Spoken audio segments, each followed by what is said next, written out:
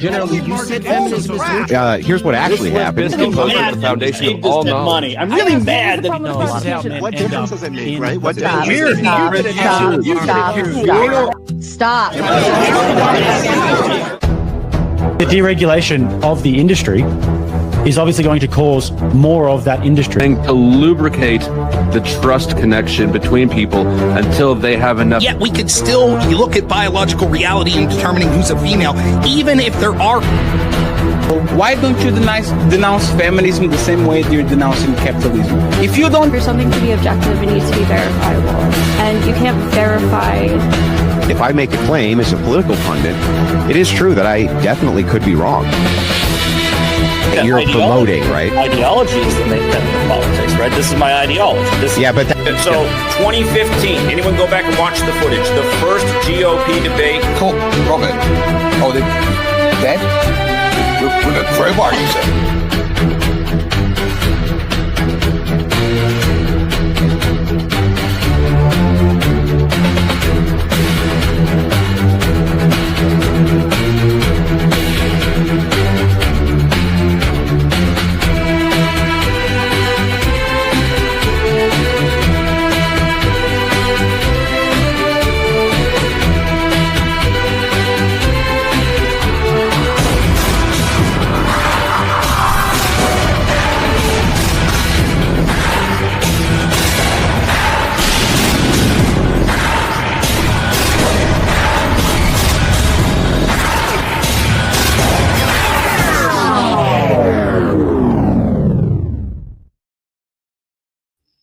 And good evening, ladies and gentlemen. Welcome back. I am Sarah, the Raging Tomato, here streaming live from Las Vegas today. I've been doing debate after debate, and here we are ready with Sam. We've got Donny for Standing for Truth Ministries, Joe from the Kentucky Atheist, and Austin from AC Sims, all here ready to duke out the Bible. Adam and Eve existed. Sam, if you'd like to kick us off with your opening statement, please. All right. Well, just before I do, I just want to thank you for having us on and thank the audience for participating as well as our opponents here today. So, all right. So the title of this debate is The Biblical Adam and Eve Existed. Because Donny and I are taking the affirmative today, we are going to be making arguments that need to be addressed. In his book titled The Mind and Cosmos, atheist Thomas Nagel argued that the standard materialistic atheist worldview is fundamentally incomplete because it cannot adequately explain consciousness, cognition, and objective values. We agree with him. My first argument tonight is going to be that we know Adam and Eve existed because the biblical worldview is the only worldview that can offer a complete and coherent model of reality. Because the biblical worldview is true, then the biblical model of origins is also true. This argument will conclude that our opponents only pretend they are living in a world where there is no God, and we can perform a juxtaposition if they disagree. So question one, do you more than imagine that you live in a world where there is no God? And if so, what worldview will you be critiquing ours with today? Note that if there is no complete worldview contender, then there is no complete worldview in which Adam and Eve did not exist, and we take the debate. So let's unpack this argument a little bit. A worldview is going to consist of three main categories: metaphysics, epistemology, and ethics. So let's look at metaphysics. Metaphysics is the foundational branch of philosophy that explores fundamental nature of reality, existence, and the universe.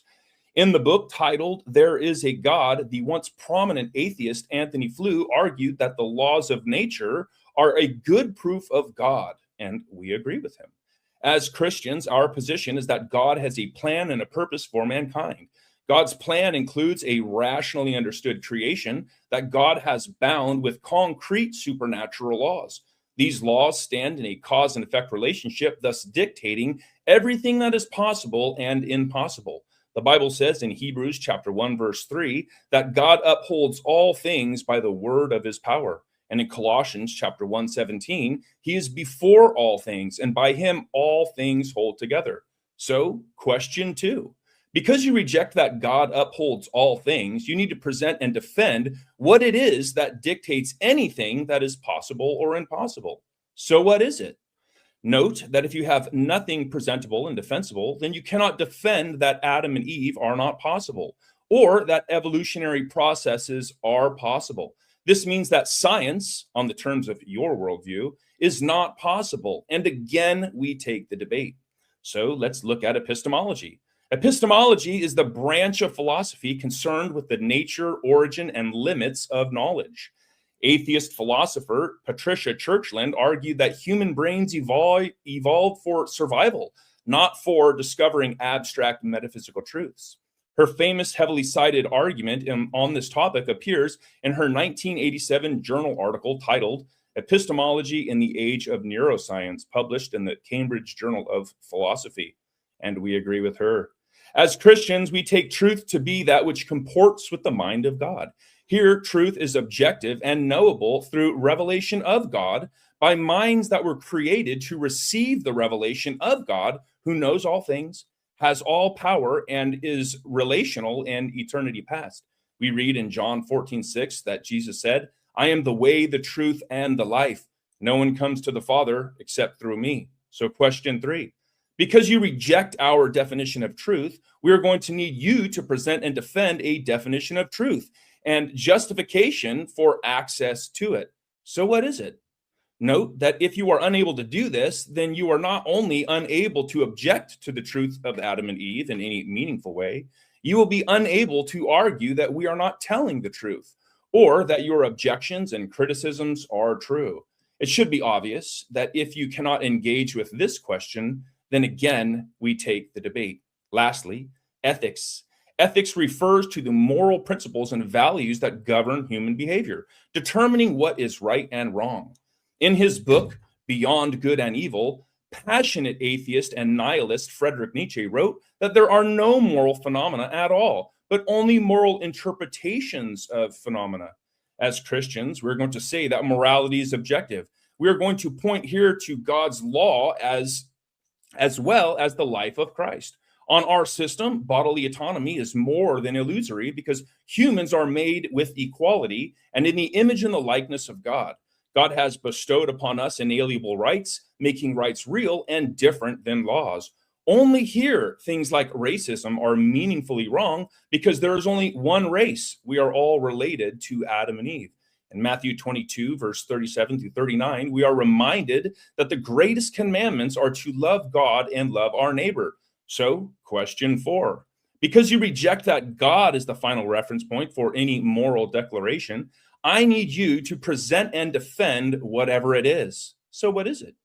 Note, if you are unable to do this, then you will be committing a blunder if you decide to suggest that anything is right or wrong, such as events that we read in the Bible, or things like grifting, being dishonest, advancing our position, or any number of slogans that critics typically repeat. You will also make it obvious that God exists because morality exists, which has no evolutionary explanation.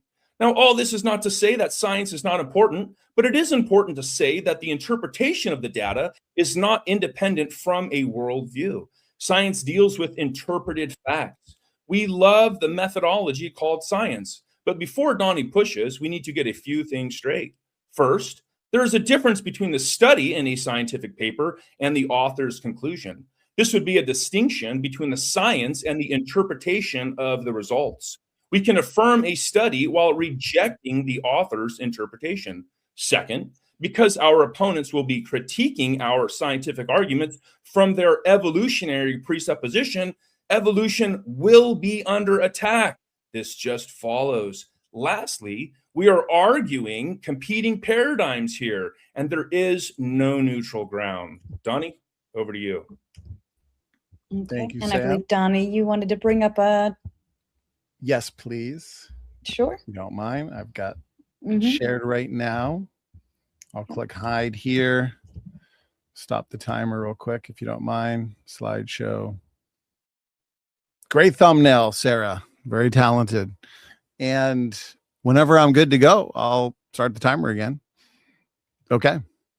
Debate, Adam and Eve. Thank you for setting the stage there, Sam. I am excited for this. Let's now get into the science that corroborates exactly what Sam argued there. Adam and Eve predictions. We are going to cover several here: low genetic diversity, one Y chromosome ancestor, one mitochondrial DNA ancestor.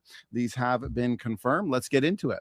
So we find in the genetic data that DNA diversity in mitochondrial DNA, which is maternally inherited, passed down on the mother's side, and the Y chromosome, which is paternally inherited, passed down on the father's side. DNA diversity in these chromosomes is low.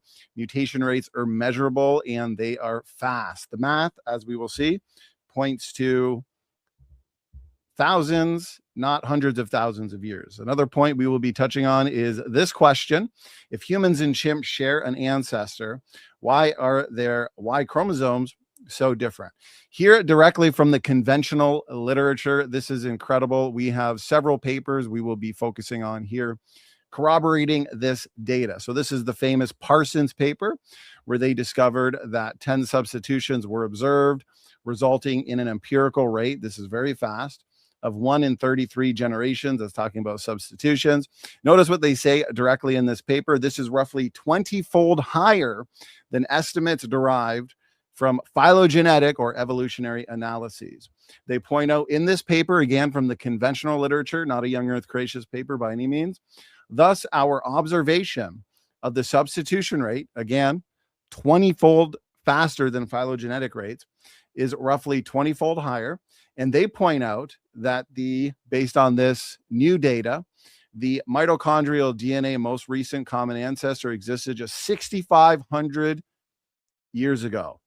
That is amazing. I want to highlight that again here on the slide. Using our empirical rate to calibrate the mitochondrial DNA molecular clock would result in an age of 6,500 years. Ann Gibbons, she followed this up. She's an evolutionist, and she did a commentary on this famous paper. And she said that this woman, based on this new clock, would have existed a mere 6,000 years ago. The DNA in mitochondrial DNA and Y chromosomes, nothing like the chimpanzee. This separates humans from chimpanzees and any other form of life. Notice this. This observed rate has implications for both forensic identity testing and for the inference of human history from mitochondrial DNA sequences. The methodology is sound, in other words. Here's a paper from 2022 where they admit the same thing, Connell et al. Estimates of the mutation rate with a non-phylogenetic approach are reported to be approximately 10-fold higher. This is the observed rate. We can take mothers and daughters. We can take many different families. For example, the Parsons paper is a single generation pedigree, but we have multi-generational pedigrees as well that we'll get into. For example, Helgeson, that is a little more deeper rooted, approximately 20 plus maternal transmissions, one substitution every 36 generations, very similar to Parsons. So we have all these papers ranging from 1996 to 1997 to even 2024 corroborating the Parsons data that Eve lived just 6,000 years ago. Wow.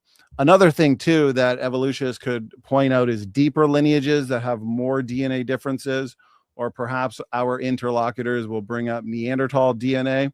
This from the conventional literature.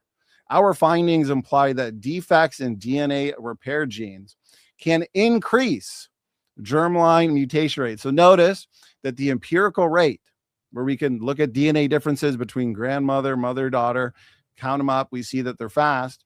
There are factors in genetics that could speed up the mutation rate even more.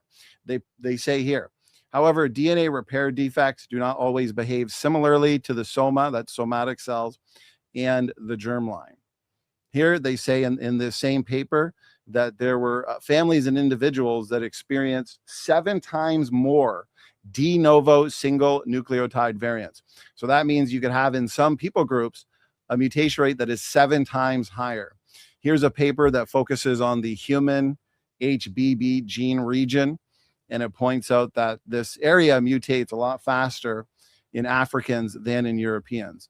This is a phylogenetic tree of mitochondrial DNA worldwide. The branches represent DNA differences or mutations. You can see that the branches are all close together. There's few DNA differences here. In light of the fast mutation rates, there's only a couple hundred generations here on this phylogenetic tree. Where do we get a couple 100,000 years worth of mutations? Another thing to notice, the HVR haplogroup. This is the most common haplogroup in Europe, from my understanding. And you'll see differing size branches. Remember, these represent DNA differences. They all go back to a common ancestor. Well, what that means is some people are picking up more mutations in the same amount of time than their cousins. So the evolutionists here could point to some studies like the Canary Islands, Soares et al., or perhaps Tristan da Cunha, Richard III. And we can even see, in light of this fast overall global mutation rates can also be variable. So good luck, evolutionists, making assumptions on the evolutionary molecular clock. This is a Y chromosome phylogenetic tree that tells us the exact same thing, that Y chromosomes can be traced back to a single Y chromosomal ancestor in the not so distant past. In my last couple minutes here, I want to focus on the human Y chromosomes between humans and the great apes. You can see that if you consider overall gene content, size differences in architecture between the human and chimpanzee Y, they're less than 30% the same. They're half the size, totally different in gene content. This is from 2024. You can compare the human Y to the chimpanzee Y, 26.2%.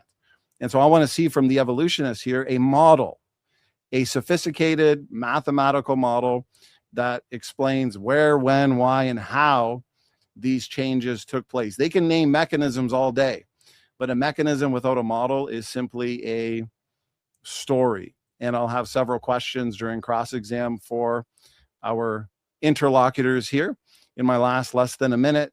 These are famous theistic evolutionists. They argue against a literal Adam and Eve by saying there's no way you can develop this level of variation between us from one or two ancestors. Well, notice how evolutionists are arguing against Adam and Eve using evolutionary creation assumptions. That assumes all DNA variation is due to mutations. My last 20 seconds here. We present a model, design diversity, that suggests the majority of DNA variation is actually due to creation. We make predictions on DNA function. And we know, based on sophisticated research projects, that over 80% of the genome is active and functional. I think that's 15 minutes, Sarah. So I'll wrap it up there.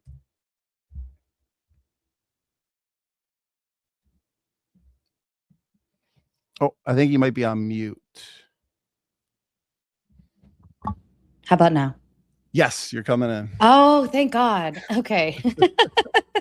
Somehow I hit that button. I apologize. I was calling your 60 seconds. I don't know if I guess you didn't hear that. No, then. I was just taking a guess. Oh, wow. You were really good then. That was awesome. All right. I will hand it over to Joe for your opening statement, please. All right. Hi, I'm Joe. I'm from the channel, The Kentucky Atheist. Thank you, Sarah, for hosting the debate, and Donny and Sam for entertaining this, and I think actually Donny challenged us to this. So thanks for that. I appreciate it. So the first thing that I want to say in my opening is the question here today is the biblical Adam and Eve existed, right? And that's the affirmative that Donny and Sam asked for. They asked to come here and provide evidence and facts that the biblical Adam and Eve existed. Not to come and have us defend evolution and science against whatever questions they may not understand, not to defend the scientific consensus. It was for them to come and show evidence and reputable sources that support their claim that the Adam and Eve from your Bible are the ones that we all come from. And there's several points that we can get into as we talk later about genetics and things that just don't even allow this to be a possibility. One thing I will point out in this is that whenever we talk about the last or our oldest common ancestors, that doesn't mean they were the only person It doesn't mean that there wasn't other people around. Mitochondrial Eve is unfortunately named Mitochondrial Eve. I think it was kind of a blunder by scientists to do that, and creationists have used that to try and cherry pick their way around making an argument that it's talking about the actual Eve. And this is refuted by many scientists in the field, most of them. I don't plan to sit here and defend the scientific consensus today. I came to refute the evidence that's provided to support the biblical Adam and Eve, and I hope to hear some of that today. That's all I got. Thank you, Joe, and Austin, to you. All right. Hello, everybody. My name is Austin Sims. I'm a former believer, former young earth creationist. I eventually became a non-believer and am now working on a degree in evolutionary biology. So what a reversal there, right? Tonight's debate topic is biblical Adam and Eve existed. And I just don't think we're going to get positive proof tonight of Adam and Eve. I feel like we've already kind of started to pivot away from that. And instead of that, we're getting young earth creationist conspiracy theories, attacks on science, and my favorite, lazy and curious presuppositionalism. So Donny and Sam, they kind of fancy themselves like Galileos fighting the establishment. And I think in reality, they are actually, ironically, they're more like the geocentrists. They're besmirching science and rejecting empirical reality to protect dogma and hold on to sincerely held religious beliefs, which is kind of what the geocentrists did when Galileo was proving that the Earth was spherical and orbits around the sun. So it's kind of a weird inversion of things. I suppose it's possible that they are Galileo, but it doesn't seem to be the case to me. So one of the reasons I think this debate is important is because pseudoscience is deadly. It has a body count. Bad epistemology harms people, ends their lives, robs them of finances and relationships and health. And I think that what's being preached from the pulpit is fueling a resurgence in anti-science nonsense. So like geocentrism and flat earth, I don't see things like that happening without biblical literalism, which they're deeply tied together. I think Donny and Sam's fairy tale origin story competes directly with a strongly supported cognitive social model of religion, where human concepts of souls evolved through animism, totemism, shamanism, and polytheism into modern monotheism and deism. And in this model, gods are fictional characters. They're a genre of fictional characters that evolved from ancient soul realm residents. I think in order to dodge this, our opponents are going to cherry pick. They're going to claim complete ownership of observed pedigree mutation rates, and there's going to be a lot of cherry picking, logical fallacies, Trojan sources, quote mines, and attacks on our very ability to know reality. So what's the solution? Rational empiricism. I'm going to counter Sam's entire intro with just those two words, rational empiricism, a standard of method and value. And the benchmark is just, it is wrong for anybody anywhere at any time to believe something for which there's not sufficient corroborative evidence to warrant that belief. So to warrant belief in Adam and Eve, we would need data that's contrary, it's preempted by the data we have right now. So we would need to see things like Paranthropus, Australopithecus, arcane humans, all in the exact same geological layer. And of course, the physical data we have preemptively rules out it's something completely different. At the deepest layer, there isn't any humans, and then you get ancient humans way before you get a single anatomically modern human. So the negative, we can kind of see the results of coddling anti-science, coddling conspiracy theories, of being excessively kind to them and treating bad epistemologies better than they deserve to be treated. We can see people that are sick. There's people that are not alive who would still be alive if they hadn't been sucked in by anti-science pipelines. And a society built on this decay, it can't survive, let alone thrive. So a society grounded in curiosity, learning, and evidence is one where problems are actually understood and effective solutions are enacted. So I think we all kind of need to become anti-confirmation bias machines. We need to fact check everything we hear tonight, demand equal scrutiny, don't grant one side a free pass for emotional stories while subjecting the other side to dishonest, twisted levels of skepticism, and keep the central question active. As you listen to our opponents tonight, continually ask yourself one core question. How does this actually prove a biblical Adam and Eve? Because I contest that our opponents, they don't really have anything other than the Bible says, and then they cherry pick little tiny scraps of data and ignore the overwhelming mountain of data that contradicts that resolution in order to make it work. So I won't use the full 7 minutes. You know what? Actually, since we do have 7, I'll start making some refutals right now. So Donnie talked about the Parsons paper, which names one mutation every 33 generations. This isn't the format. Well, I've got the time, so he can in his opening. Hold on. This isn't the rebuttal section. Hold on. It's okay. He can do it. Hold on. Okay. He can. Yeah, no, sure. he can in his opening statement. That's just not the format. But Can you hear me? Can you hear me? I can hear you. Okay. Yeah. In his opening statement, he can refute anything that you may claim on your opening statements. Right. So we have time set aside for rebuttals, and that's okay. But that's the whole point of why you go first as the affirmative, because then he can point out, he said this, I'll refute with that. He said this. So yeah, I'm going to add like another 15 seconds back to your timer, Austin. And I do apologize for the interruption. No problem.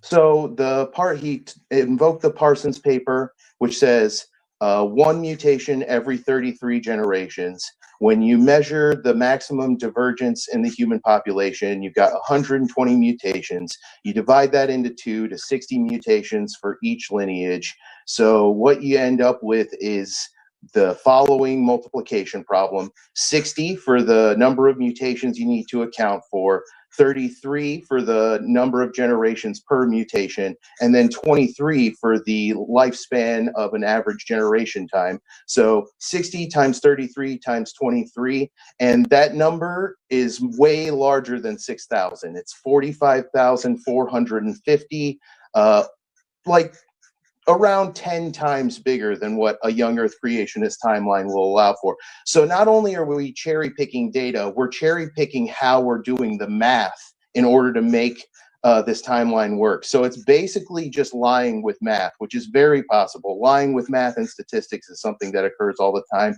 As Joe pointed out, it's also worth mentioning that a last mitochondrial ancestor doesn't mean the first member of a population, nor does it mean the a lone ancestor of the population. And actually, it's not even at a fixed point in the population's past. The more generations occur, the more recent the most recent common ancestor is going to be.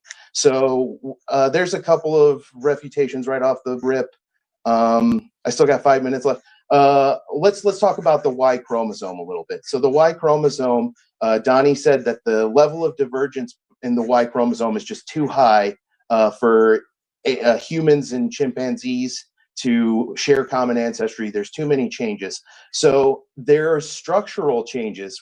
But what's interesting is he's doing a structural comparison when we usually don't do structural comparisons when we're doing genomics, when we're comparing genomes. What we usually compare is the nucleotide identity sequences. So you might remember from your high school biology textbook the pictures of strings of ATCGs, and you see lots of ATAs, ATA. That's the nucleotide identity sequences, and that's what we normally would compare. And when you compare those, actually, there's less differences between humans and chimps than there's difference between either of them and a gorilla. So humans and chimps are more similar to each other than either is to a gorilla.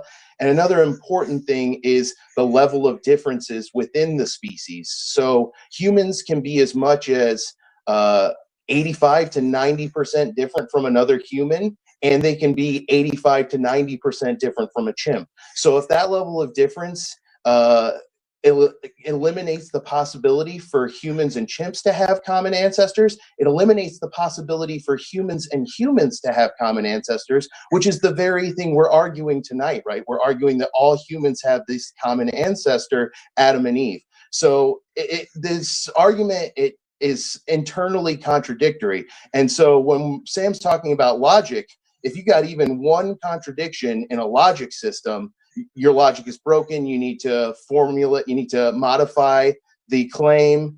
You need to modify the proposition, or you have to discard it. I think young earth creationism is a logical failure. It's something we can discard. I don't think we need to formulate it. I don't think it can be rescued.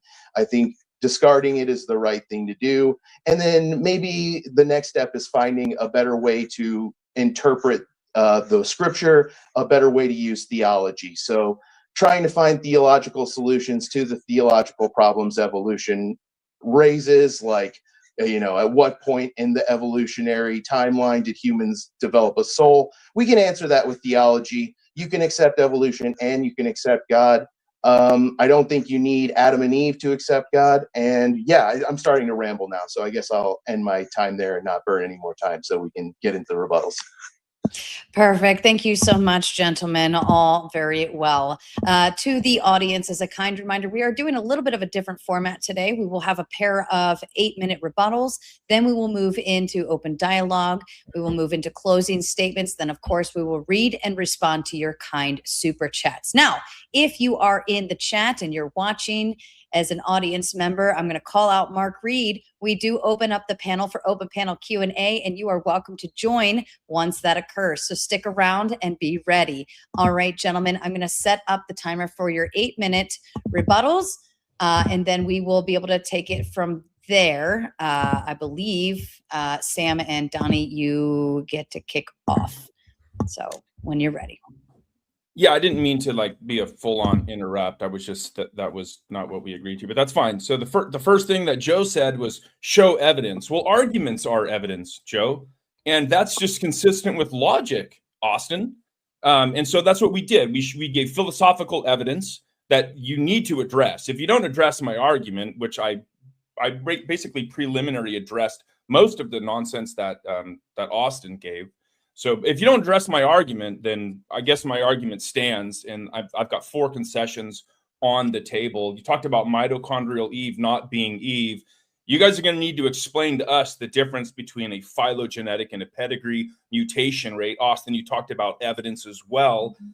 Which one of us is going to be actually going with the observed rate, the high quality science there, and which one of us is just making stuff up? We'll figure that out in the debate. You said that it was a giant pivot to talk about evolution, but in my opening, I made a distinction between our worldview. We gave a positive argument, it's our burden, but I did address that you are going to be critiquing us from your evolutionary presuppositions, thus putting them on the table for attack. You said a lot of other nonsense. You said that I just gave presup. Which one of the atheists that I cited was a presupper? Tell me which one of those atheist arguments was a presup. You just came with a bunch of slogans. You didn't even know what that was. You referred to us as geocentricists. You guys are going to see tonight that you are going to be giving us atheist flat earth arguments. You're just going to be denying everything that we give. And so, yeah, we'll see which one is denying. You talked about pseudoscience, and we'll see about that. But unfortunately for you, pseudoscience was a term that was coined by Karl Popper, and Karl Popper coined that term off of the work of Sigmund Freud. Basically, if you don't have a model that's falsifiable, which you don't without us, then you are actually the one definitionally doing pseudoscience. You said that what we push is deadly, but actually you guys are the ones who have prohibited science from taking place because you called the majority of the genome junk. We haven't been studying that because of your evolutionary assumptions. Vestigial structures is another one. At one time, they said there was about 150. We were just cutting them off. So literally, the evolutionary ideology has killed people. You talked about empiricism and rational empiricism. Well, rationality, that's going to be in the context of a worldview. Austin, you presupper, and then you talked about empiricism. Can the empirical method be demonstrated by the empirical method? Or are you going to have to pivot to something else? Like, it's a good methodology, but not fundamental methodology. You got to do better. You said that you invoked a criteria for a belief. Well, gentlemen, what is your criteria for your belief in the not God worldview? Let's see if you fall on your own sword there. That was the request in my opening. I'm looking forward to seeing that. You talked about lying with math. Well, first of all, lying assumes intent. It's one thing to say that somebody is wrong. It's another thing to say that somebody is doing something for deceptive. So that's just slander and defamation. You're just trying to vilify your opponents instead of engaging with the arguments. That's called an ad hominem fallacy, definitionally. But I also brought up ethics, anticipating this type of rhetoric. So Austin, my man, what is your final reference point for any ethical assertion? I need to know what that is. Lastly, you talked about logic. Austin, you presupper, logic presupposes certain things about reality that are not tested by the scientific method. You invoked P and not P, right? Is that is a universal statement. I want to know, Austin, where do abstracts exist? And I guess with the rest of that, Donnie, you got the other half. Okay, I got exactly 4 minutes, Sarah. If you could put my screen up, please. And I'll start right now. So I'll start with Kentucky Atheist. Not much. Actually, Sarah, perhaps, is my screen sharing right now? Hold on. I paused it for a second because I knew it would take me a second to get here for you. The screen you're sharing looks like us. Do you have the right screen up? Yes. So right here. Oh, there we go. Okay. Okay. So I guess I'll just, for my timer, I'll put 4 minutes.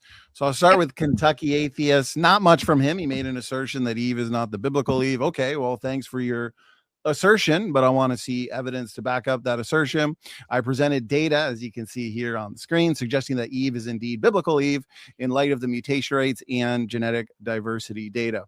Austin Sims made a hilarious argument, and the one who prepped him, Evolution Miss, is not going to be too happy with this, but I'd like to see, based on this supposed maximum diversity calculation with 40,000 years, where in the Parsons paper here, as you can see, Parsons made it clear that Eve would be 6,500 years old based on the new clock, 1 out of 33. But Austin apparently has better math than Parsons and Helgeson and all these other, Howell, for example. So my challenge to Austin is, can you show where Parsons or Howell calculated mitochondrial Eve by maximum diversity, divide by 2, multiply by 33 generations? I'm going to cross-examine him on this. Parson instead states that replacing the phylogenetic calibration with the observed pedigree rate yields what? Approximately 6,500 years. Oh, a big mistake. Clearly, Austin is forgetting the fact that these studies, the majority of them, are looking at the D loop. So the D loop is actually the control region and accumulates mutations in a neutral fashion. And for that reason, you can't take the maximum diversity. I could screen share the paper from Dr. Rob Carter and make a calculation based on D-loop mutations and then apply it to the maximum diversity found in the entirety of the mitochondrial DNA. Okay, that is simply not going to work. And so our arguments still stand. Again, independent human pedigree studies. It's not only single generation studies.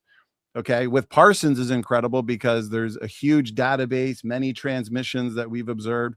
But then you have studies like here, Helgeson, 1 per 38, that actually corroborates Parsons. And so if you want to look to something like selection or background selection, okay, well, with the deeper rooted studies like we see in Helgeson, how come it's not coming closer to the substitution rate? How come the overall mutation rate is not slowing down? Okay, another thing with purifying selection, pedigrees are already post-selection, as Dr. Rob Carter has pointed out. You can see that in his article, where strongly deleterious mutations never enter pedigree data sets because they die with the carrier before reproduction. And so if they want to invoke purifying selection to slow down the rate, I want to see a model. I want to see them quantify it. I'll address his arguments on the Y chromosome.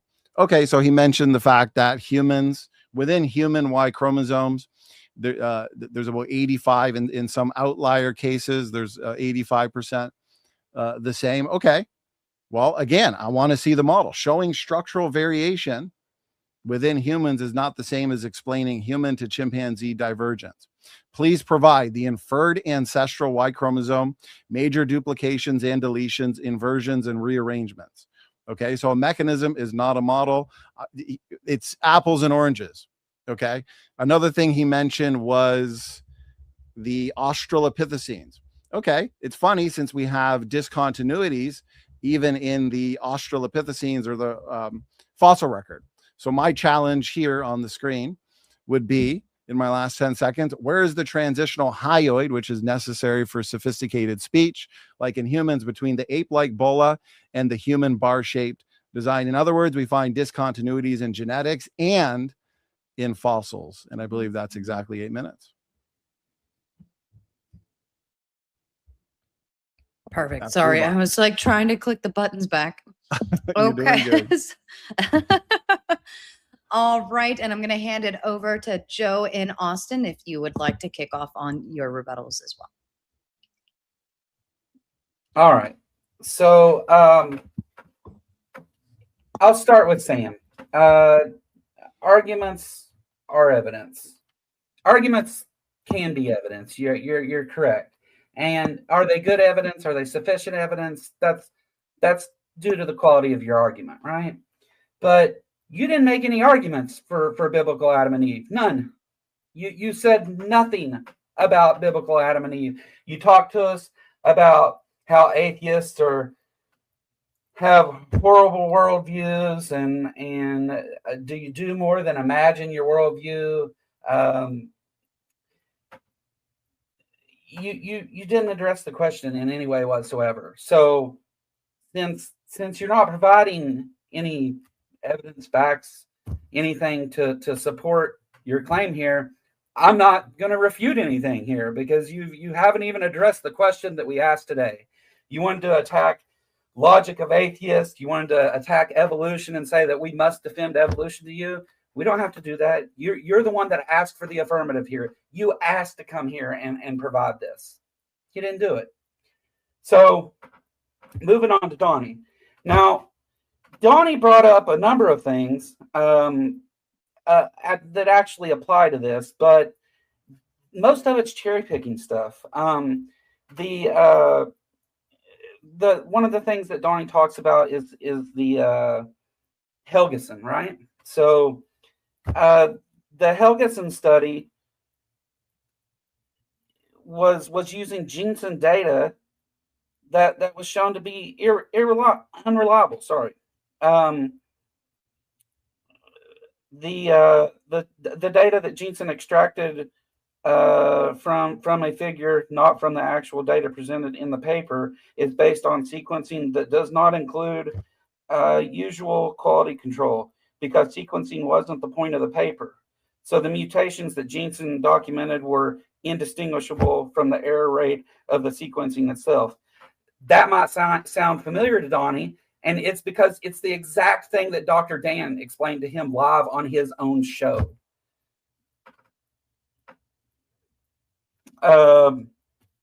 Parsons, yeah.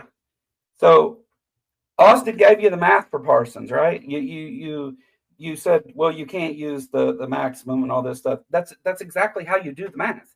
That's how it's done. You can't use the average. You use the maximum. So I don't know why that's even a thing. You said that then we would say it about Neanderthals. That just gets worse for you because the mutation rate's even higher. I don't really know that there was much of anything here other than attacks on what is the scientific consensus. And again, with this like biblical Adam and Eve, that has a meaning, right? When we say biblical Adam and Eve, we're talking about two characters from the Bible that you're claiming we all came from. Attacks on science aren't going to prove that. You can disprove evolution and genetics and all those things, and it gets you no closer to providing anything. So I'm not really sure what we're even doing here. I'll give the rest to Austin. All right, thank you, Joe. That was great. Yeah, so to restate, the most recent common ancestor is not the first member of a lineage. The most recent common ancestor is not the only member of a lineage. So mitochondrial most recent common ancestor wasn't the first human woman. So that alone disproves the idea that mitochondrial most recent common ancestor, regardless of how you contort the math to get you the timeline you want, that still isn't proving biblical Eve. You're just proving the existence of a woman who existed around several women and had a mother and a grandmother and a great grandmother. That's not biblical Eve. Biblical Eve had no mother. So that alone is just defeating the argument right there. And then so the mitochondrial mutation rate is faster than the substitution rate. So Donnie, you agreed to this in 2021 in a conversation with Dr. Dan, but you don't agree with it. You know, Dr. Dan really wants to debate you. He's like champing at the bit. He really wants a piece of you. So if we can set that up, that'd be great. But that could be an email. Yeah, for sure. He cherry picks single generation pedigree rates and he ignores multi-generation pedigrees. What happens is the more multi-generational a pedigree is, the longer the distance to most recent common ancestor. It increases the more you study. And Parsons knew that. He wrote that in the paper. He knew that. So I don't know why you quote Parsons when he disagrees with the way you're representing his work. Single generation pedigree rates do not account for natural selection. So that's another big problem, is the substitution rate is going to be even slower because of purifying selection. So that's even when you take the average instead of the maximum diversity and you calculate the rate based on that. I can do the math for you again. So the first time we did the math, it was 60 times 33 times 23. For that, it would be 20 times 33 times 23, and that would give you 15,180 years to the most recent, which is still twice as long, still a significant level of standard deviation from what your model attests. And that's still before you even take into account purifying selection. So it's even further back.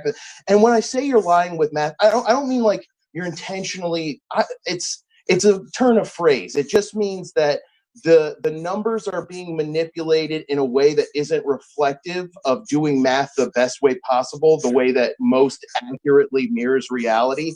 And I think it's being done in this way because you can mess with the numbers to get it down to 6,500 years, but you have to do things like ignore the maximum diversity and only take a portion of it and only explain the D block, or not the D block, the D loop of the mitochondrial DNA, and say, you know, if you only look at this part, there's so much cherry picking involved with it. It's almost difficult to point out how many different ways the data is being cherry picked.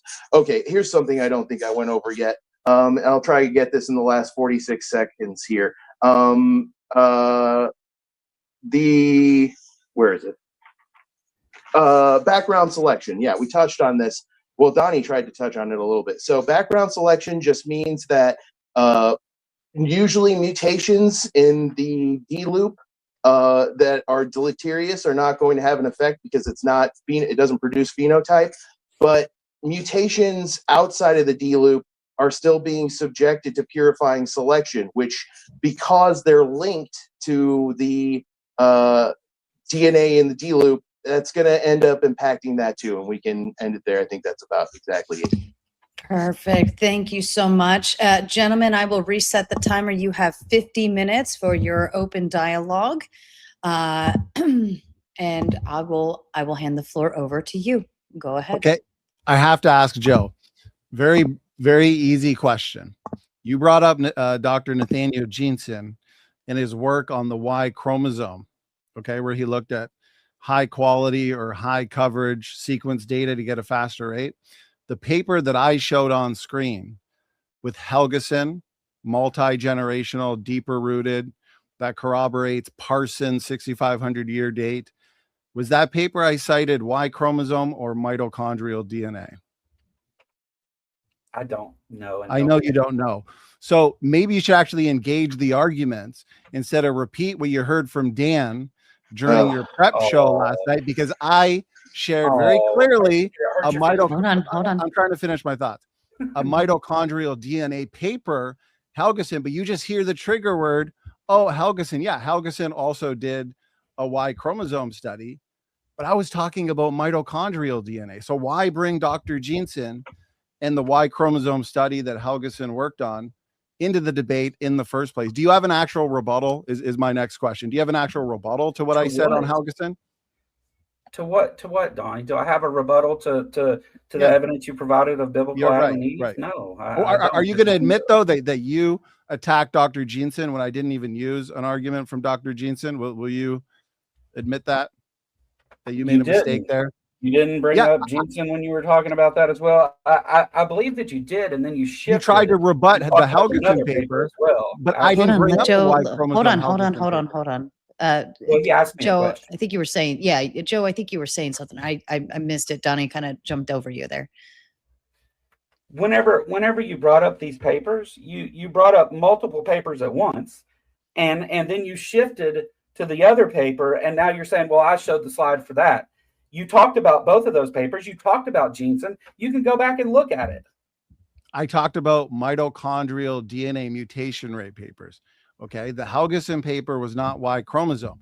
The argument you're using, where you're saying that Dr. Jensen did not do quality control to get his faster rate on the Y chromosome, that's Y chromosome. So why are you attacking the Helgeson paper that I put on the screen that corroborates the Parsons paper? Parsons is single generation. From my understanding, there is one you've got grandmother to mother to daughter, but even that goes grandmother, mother, right, and then mother, daughter. Okay, but there's a huge sample size with the Parsons where you get the 6,500-year date, but then there's other studies that corroborate that are multi-generational.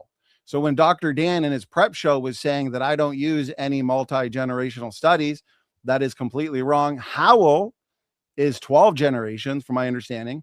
Helgeson is 20 plus generations. But you heard the trigger word Helgeson and you attacked it in the context of the Y chromosome and Dr. Jensen. That has nothing to do with the argument. I want you to actually deal with the argument and also admit that you heard Helgeson and you thought Y chromosome, even though it's mitochondrial DNA, Joe. So this is what Donnie's going to do instead of proving biblical Adam and Eve. He's going to just demonstrated. He's going to say Joe made a mistake, therefore biblical Adam and Eve is real. It's a really silly argument. It's something that Donnie likes to do a lot. Young Earth creationists in general do a lot. They act like you have to know everything to know they're wrong about something, and you really don't. It's so no dodge, duck, dip, dive, and dodge. The 5 Ds of evolutionist dodgeball already. We're not even an hour in. The Helgeson, right? Exactly. I understand you're excited. Beginnings of your sentences are starting in the middle of mine. I want to see an actual rebuttal to the Helgeson mitochondrial DNA study that's multi-generational, gets a fast rate, just like Parsons, corroborates the Parsons mitochondrial DNA paper. You've got Joe here getting the trigger word. Oh, Helgeson, he must be talking about Dr. Jensen and the one. No, it has nothing to do with that. So what is your guys' response? Helgeson, which is multi-generational, gets a fast rate, corroborates the fast rate we see in the Parsons paper, 6,500 years, single generation pedigrees, multi-generation, and to the background selection, the Helgeson paper is multi-generational, and yet it still has a fast rate, just like Parsons, which is single generation. If background selection is working as well as you're claiming, Austin, then how come the multi-generational study doesn't have a much slower rate? Why is it right in line with Howell, Parsons, and Santos? You're still just cherry picking. You're cherry picking single generation pedigree studies and ignoring multi-generation studies. These studies involve known descendants from a known ancestor at a known point in time, and those directly observed rates of mutation accumulation shows the mitochondrial most recent common ancestor existed at least 60,000 years in the past. 10 times further than the YEC timeline. So, for example, papers that show that are things like Sudyal and Tristan da Cunha and King, like you mentioned, but there's also papers for the Y chromosome, like Shu and Helgeson. This really isn't that complicated. Is Helgeson so? And the reason it involves Jeanson is that Jeanson uses not reliable dates from Marietti 2017 that he extracted from a figure, not from the actual data presented in the paper. It's based on sequence. Yeah, sorry, Donnie. It's not an argument made No, here tonight. I think, Sarah, I know we said that we're not going to screen share much during the open dialogue, but they keep and we're saying not, and we're not, that they and keep we're not. asserting. We're not gonna kill the audience with I'm your showing the paper. We're not gonna kill the audience with the slideshow. The reason you're why not gonna get to dominate the screen with your slideshow. I'm So sorry. I'm just gonna take a moment here. I love the back and forth, but let's be mindful, okay? I'm not going to have you guys fighting over my validity here. I'm going to bring the screenshot up, but if it is redundancy from earlier, I don't feel the need to continue re-showing the same thing, right? So if not, because you've already shown it, they can go back and look at that later when they watch the video. But I'll bring this one up for now. We'll express your point, but no, going forward, I don't want redundancy. Perfect. I appreciate Oops, that. let me remove one. And then this Helgeson paper on the screen, Austin and Joe, okay, that corroborates these studies. Howell, Parsons, 1 in 33, 1 in 25, all fast rates. This Helgeson 2024, is this Y chromosome or mitochondrial DNA? That's the question.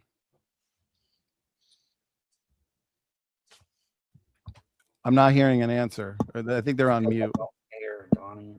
Look, Donnie, is it or not? Long paper. Does that bring you any closer to making a point? Yeah, right. So you're finally admitting you guys are attacking the Helgeson Y chromosome paper. Austin Sims, dodge, duck, dip, dive, and dodge. I showed multi-generational studies. Howell is 12.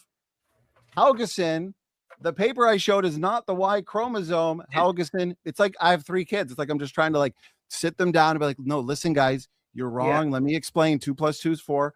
Austin, the Helgeson paper is mitochondrial DNA. It's multi-generational. You keep asserting that all I'm using is single generation pedigrees. No, the Helgeson is mitochondrial DNA. It corroborates the Parsons and Howell papers. And if background selection works as well as you're arguing, we can get into the Tristan da Cunha and Richard III. We can get into those demographic distortions in a second, but I just don't want you guys dodging. Are you going to admit now you made a mistake? The Helgeson paper that I cited is mitochondrial. I'm just going to repeat what I just said. You're cherry picking single generation pedigree studies. Multi-generational studies. The studies involve known descendants from a known ancestor at a known point in the past, and directly observed rates of mutation showed the mitochondrial most recent common ancestor existed at least 60,000 years in the past. All of these papers refute your timeline. All of the rates refute the YEC timeline. I don't know why you would cherry pick papers that refute your point. Is the Helgeson? I don't know what got you. Let him hold on. You've latched onto in that all of the papers you're referencing refute your point even after you cherry pick them. Sam, I just want to ask him this: the Helgeson paper. How many generations is that? How many generations is that? Do you want to claim that Helgeson didn't use any of Jeanson's data in this paper either? Well, if you want, we can talk about the Helgeson Y chromosome paper, because you repeated Dan's argument about low quality. Hold on, let Donnie. You asked a question, Joe. Let Donnie respond.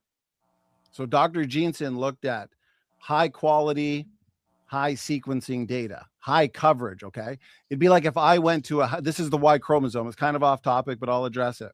It's like if I went to a house, I'm going to buy a house, and I went there just for 5 minutes. Came home, and my wife said, "So how's the house look? What are you thinking? Should we buy it?" And I say, "Well, okay, I was there for 5 minutes. I noticed this, X, Y, Z. I'm not really going to have a good picture as to the details of the house. Okay, is there damage? Is there work that needs to be done? No, a high coverage, a highly sophisticated analysis of that house means I go there, spend a couple hours, scan it up and down. This is what Jensen did with the Y chromosome papers, where he actually looked at the high coverage data, and he found in the supplementary material that they were hiding data. They didn't account for mutations, mutation rate in the Y chromosomes faster. You're asserting that he counted errors, but they've never demonstrated that. They just asserted it, but they never actually did the testing to deter. So Dr. Jensen says these are not errors. You say they're errors. Okay. But I'm focusing on the mitochondrial. I just want you guys to admit that the mitochondrial DNA paper, Helgeson. Here's my question to Austin. Is that a single generation pedigree like Parsons, the mitochondrial DNA one?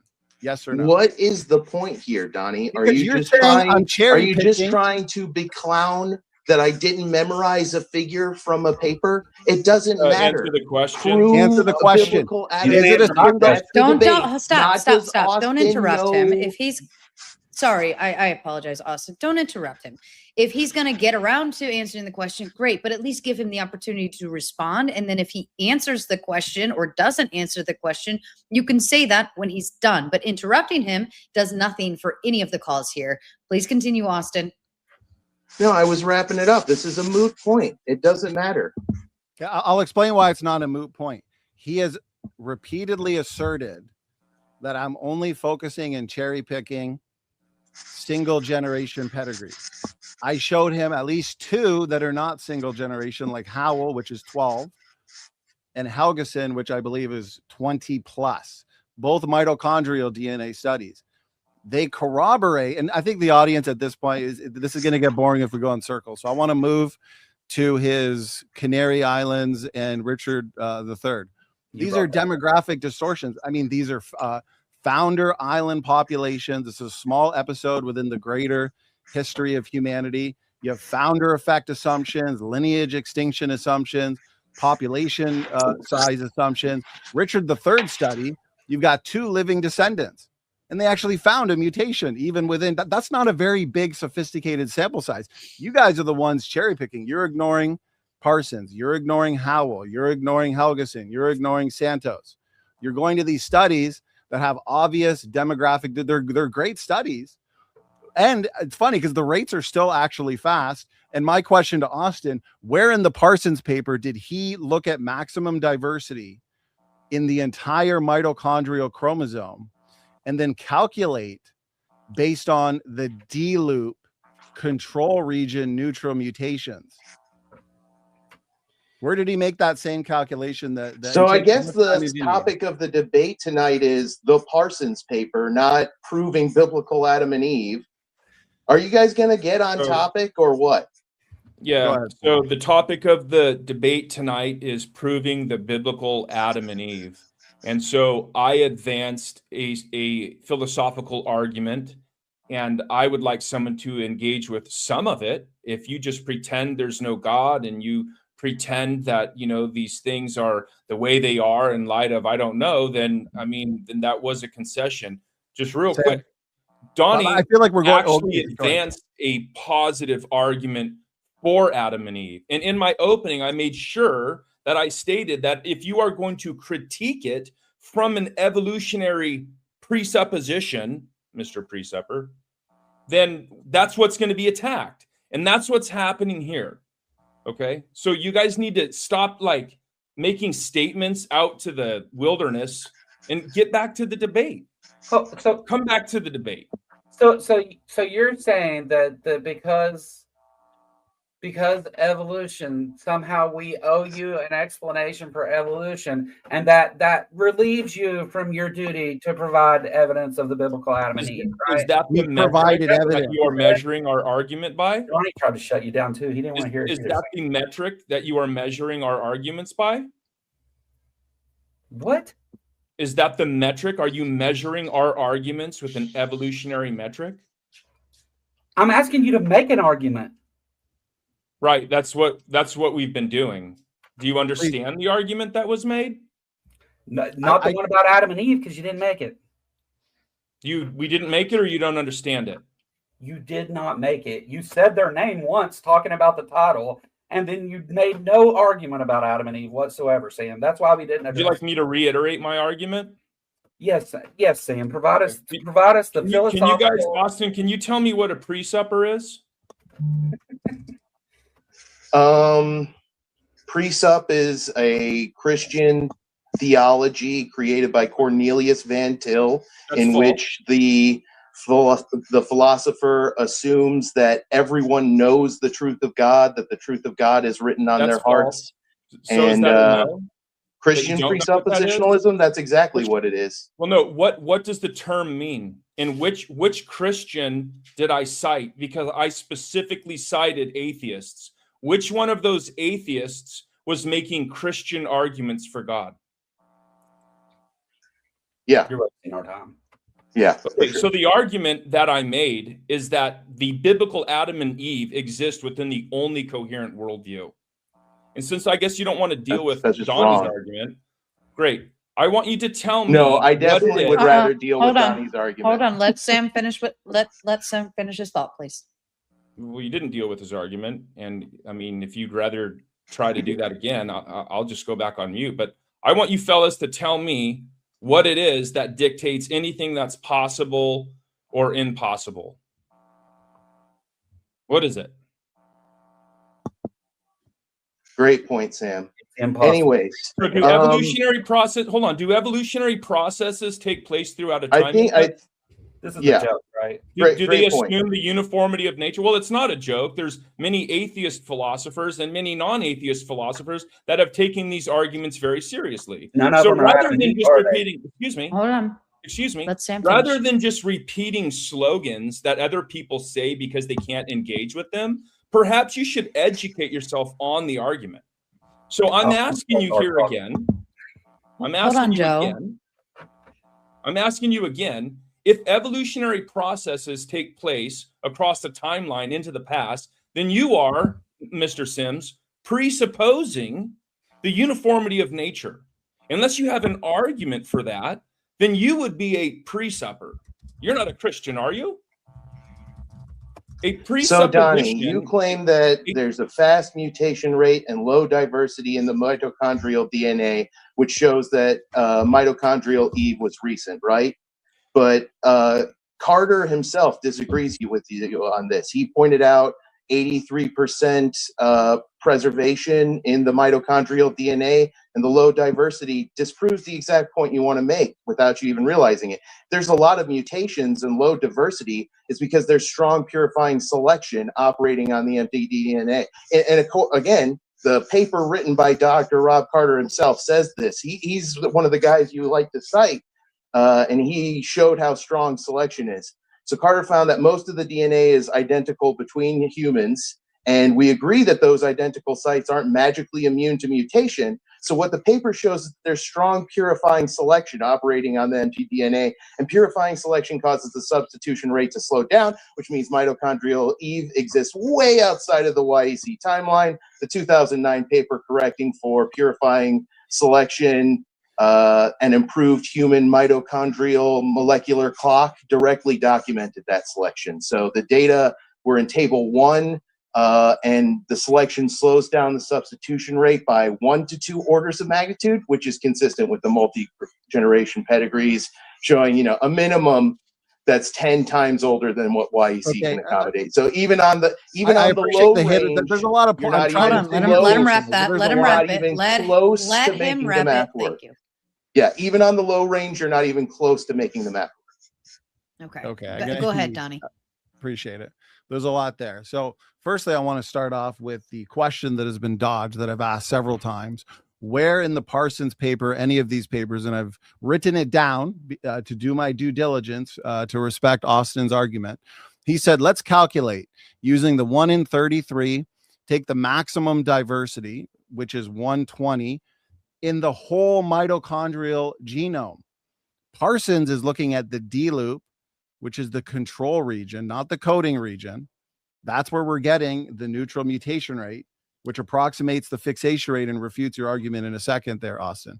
So as I'm addressing your points, find in the Parsons paper where he took, here's your calculation, the maximum diversity, which is 120 divided by 2, multiply by 33 generations, because we don't see that for some reason, uninterrupted. For some reason, you're going with Dan's argument that he gave you, where Dan's trying to make a calculation based on dilute mutations, but then apply it to the whole mitochondrial genome. Doesn't make any sense. It's just completely wrong. Secondly, Rob Carter. Wait, so are we not going to get to answer the question? You're going to ask. Hold on. I'm at that right now. Let Rob you Carter. wrap your thoughts. Let him wrap his, please. Thank you.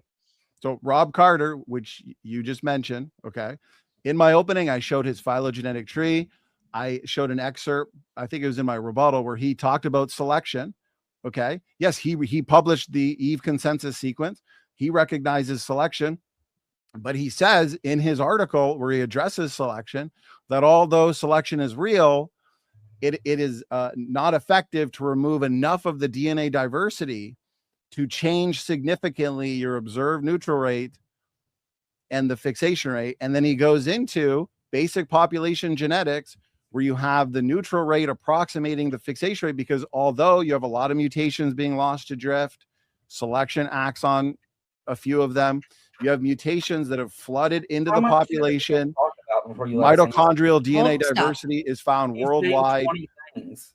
I want to see a quantifying model. I want to see a model presented that shows where the selection can take Eve from 6,500 years to 200,000 years, because Rob Carter says you can't. And you just said Rob Carter agrees with you when he agrees with me. Go ahead.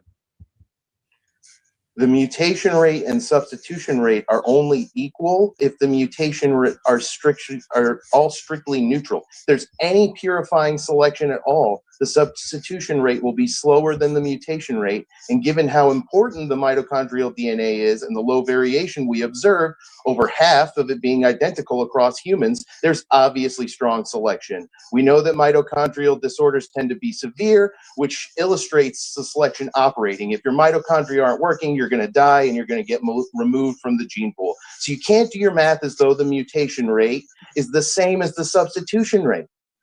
Sorry, you agreed again. You agreed again. You agreed with this in a public conversation on this topic with Dr. Dan in 2021. So it's funny you're saying the opposite now, since there's zero new data since then to support your view. In fact, studies since then, like Connell, have provided additional direct evidence that the substitution rate is way slower than the mutation rate.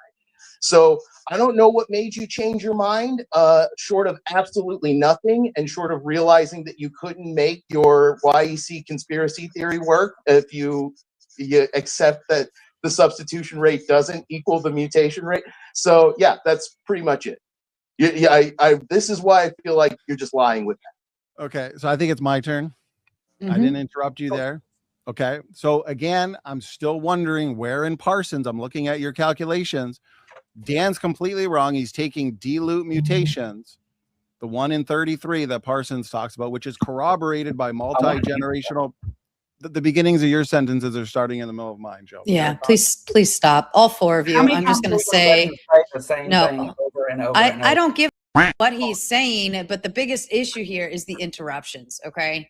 That you guys have already started off on a bad foot with me, all four of you, and it's just not going well in my brain. So I highly recommend the four of you get straight, have your debate, get through the conversation, and move forward. That's where I'm going to leave that. Donnie, back to you. Keep it precise and to the point, and you guys can figure it out from there.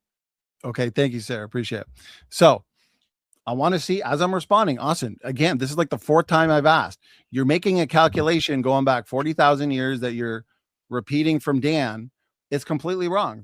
You're taking dilute mutations like we see in Parsons and comparing it to the maximum diversity in the entire mitochondrial DNA. That doesn't work. Okay, your argument to address it directly, yes, I've said approximates. I didn't say completely equals. The neutral mutation rate does approximate the fixation rate, because according to your model, this is basic population genetics. In the out of Africa model, you have a small population for the majority of your history existing in small isolated tribes. Therefore, genetic drift is stronger. You have faster rates of fixation. So sure. I mean, Joe, you can shake your head all you want, but I've already exposed you 4 or 5 times. You want me to answer the question, or you want to ask Bob? I'm answering this is basic. Just because you don't understand the high level genetics is a you problem, not me, okay? So I'm going to finish my thoughts. I got 10 more seconds. This is technical population genetics material here. Okay. So because of your model, the out of Africa, yeah, fixation is basically 0 today. But for the majority of history, you have small populations in tribes, faster rates of fixation. And so there's a counterbalance where your fast observed neutral mutation rate approximates, I didn't say completely equals, but approximates the fixation rate. And I'm still asking, where's your qualitative model showing how much selection has been removed to take Eve from 6,500 years to 200,000 years? Go ahead. Are you done? The reason Do you need to breathe? The reason that we use the math that we use, Donnie, is because the D loop that you keep coming and saying that, oh, he's talking about the D loop, he's talking about the D loop.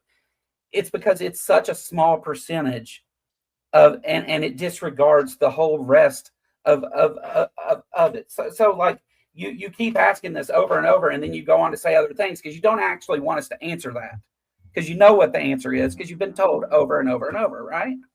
Yeah, why are you cherry picking a region that's just 7% of the mitochondrial DNA? You can't ignore the rest of it. You can't ignore 93% of the mitochondrial DNA. Even professional creationists like your hero Nathaniel Jeanson are going to use the whole genome. So stop cherry picking. And again, the mtDNA is non-recombining, so you can't isolate mutations in the D loop from the rest of the mitochondrial DNA. We've already explained this like 4 times. The whole thing is inherited as a unit. That means if you have selection acting on the mutations outside the D loop, it's going to reduce diversity in the D loop through background selection. That's going to slow down the fixation rate, even for neutral mutations in the D loop. This is just an ad nauseum argument. You're just belaboring this point until everyone in the audience wants to put their head through the wall. Do you have an argument for Adam and Eve, or are you just going to keep belaboring this point that doesn't support your assertion? Okay, so more dodging, dodge, duck, dip, dive, and dodge. I've asked 5 times now, 4 or 5 times, where does Parsons run this same calculation that you've run? Joe still doesn't get it. The maximum diversity is the whole mitochondrial genome. That's the 120, okay? It should Parsons' number 1 out of 33 is based on the D loop, the control region. These accumulate in a neutral manner. I get it, Austin. You can roll your eyes all you want. Background or link selection. The mitochondrial DNA, the chromosome is haploid, non-recombining, and so there's linked selection. So why the Helgeson paper, which is an even more sophisticated paper than Parsons, multi-generational, why is that not slowing down significantly compared to the Parsons? Secondly, which you just completely dodged, your neutral mutation rate approximates the fixation rate even with background selection, which Rob Carter, who you cited, I have an article in front of me that you could read. He talks about how natural selection is inefficient or ineffective, even though it exists. No one's disagreeing with that. There's no amount of selection that you can present. There's no model that you can present that takes Eve from 6,500 to 200,000 years. The neutral rate approximates the fixation rate because of your out of Africa model. You had faster rates of fixation in the past. So it's 0 today, faster in the past. There's a counter. So I'm going to end it with this, and I want them to take as much time as they need, Sarah. For the 5th time, show me where Parsons, who said Eve goes back 6,500 years, show me where he did the same math that you and Dan did that takes Eve 40,000 years. Show me that in the paper. He really just wants me to explain the math to you again. Okay, I will. It's really simple. So there's 120 mutations. That's the maximum divergence. You need 60 mutations per lineage. There's 1 mutation per 33 generations, and the generations are 23 years long. 60 times 33 times 23. This is not complicated. And you end up with a number, 45,450, and that's before you even take into account purifying selection. So the number's even further back than that. It's 10 times what the young Earth creationist timeline allows at minimum. And even if you cherry pick the math, you cherry pick the data, and you cherry pick the way you calculate it, you're still not even close to what you need for a young Earth creationist timeline. Still, the lowest you can get is more than double the timeline. So, Donnie, I just don't know what you think you're even doing. Like, you're acting like math can't be done. Can the people not follow the numbers unless the numbers were written in the Parsons paper? Why are you using the Parsons paper as a gatekeeper for math that anyone can follow by just explaining 1 mutation per 33 generations, 122 mutations total, and maximum? I am, because you're belaboring this point to hell. You're asking for an explanation that's already been given to you. It's called an ad nauseum argument. It's called the argument from repetition, and it's powerful rhetorically, but it's going to isolate everybody but the most extreme people who just want to believe your nonsense anyways. It's not convincing. Okay, so if we can stop belaboring the point and try something else, bring something better. This is just sad. And Donnie, I'm going to let you respond, but I do want to ask the question, because we're down to 20 minutes left for your open dialogue. And I do want to ask, like, this Parsons thing, is this like the epitome of the debate? Is this, if everything hinge on this one piece? Because if not, I'm sure I heard a lot of other claims in the your opening statements, and I just want to make sure you have room for that. Otherwise, Donnie, I'll hand it back to you. Okay, I'm going to have a last word on this, leave it up to the audience. Yeah, I'd like us, since we're in the affirmative, I'd like us to move to the Y chromosome after this. So notice what's happening here. Our interlocutor, specifically Austin, is presenting a calculation. Maximum diversity divided by 2, multiplied by 1 mutation every 33 generations, to arrive at roughly 40,000 years. That's their reconstruction based on what Dan told them to say tonight. But that's not how Parsons presented his analysis. That's why Austin is dodging my challenge to show me in the Parsons paper where Parsons ran the numbers the way he is. Parsons explicitly stated that if the observed pedigree rate were used to calibrate the mitochondrial molecular clock, the resulting age for the mitochondrial most recent common ancestor would be on the order of 6,500 years.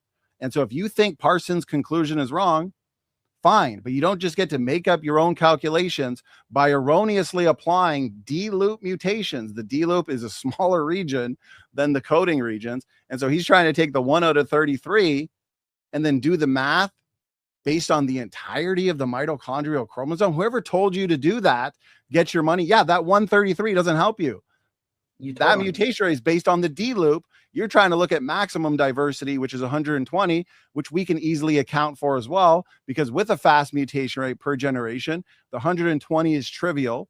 Average is 20 to 30. We can easily account for that. But yeah, I'd like to move on to the Y chromosome dissimilarity and see how they address that. Or maybe Sam has a point. Before we move on real quick, let me just say I could address that, but not without just repeating myself. So let's move on. Fair.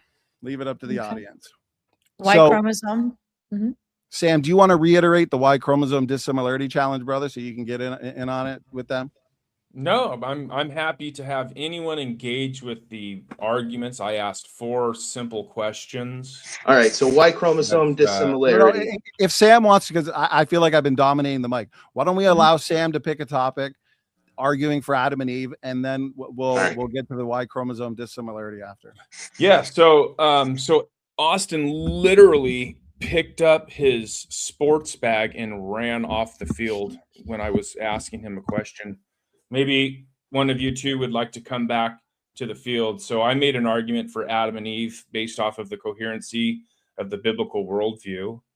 And so what Austin is doing and Dan is doing, his mentor, what they're doing is they're making extrapolations, and while extrapolating, they're presupposing the uniformity of nature, that the present conditions, based on their calibrations, are the key to interpret the past. I want a justification for that. That's what I want. So undergirding. Okay. Since you brought up mentors, let's talk about yours, Dr. Kent Hovind, or should I say not the Dr. Kent Hovind? I'm not. Yeah. So are you going to dodge? So if we're attacking mentors, let's compare mentors. Okay, an actual geneticist, an actual virologist versus a grifter who drowned a kid at his amusement park, aka Colt Compound, and said the rest of the family. Come on, I thought we're not supposed to do personal attack. Who is this? Grain of Hold on, salt. stop. I don't know. Stop. I have no idea who the fuck you're talking about or what you're talking about, but if it goes outside of my rules, please stop. All right. Yeah. I to me, that sounds like there's a something completely off topic that has nothing to do with anything, and I actually don't want it on my screen. And I know we all went over the rules backstage, so I want nothing further of that. Thank you. Move on. Yeah. So Austin, you crashed out a little bit. I need you to calm down. All right. So Y chromosome divergence. Hold on. Sam was going. Yeah. Are we just gonna? Is this the part? Is it over, folks? Is this where we melt down? I'm about to just end all of this, quite frankly, because at this point, this is becoming very frustrating. They would like that. They would like that rather than engage with my argument. So Austin, if you can point to any time through any of the numerous streams that gentleman has done where he has made one of the arguments that I've made tonight, that would be something. But I asked you a question, okay? When you are making extrapolations, you are assuming that the present conditions are the key to interpreting the past.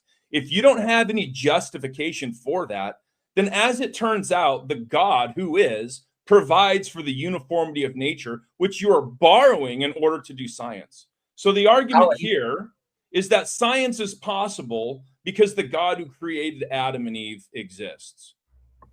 I'll answer you. So rather than doing graphic masturbation gestures, I would like for you to actually engage with me like a mature-minded adult.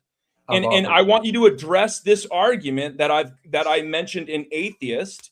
Okay, Anthony Flew was one of the most prominent atheists of the recent past.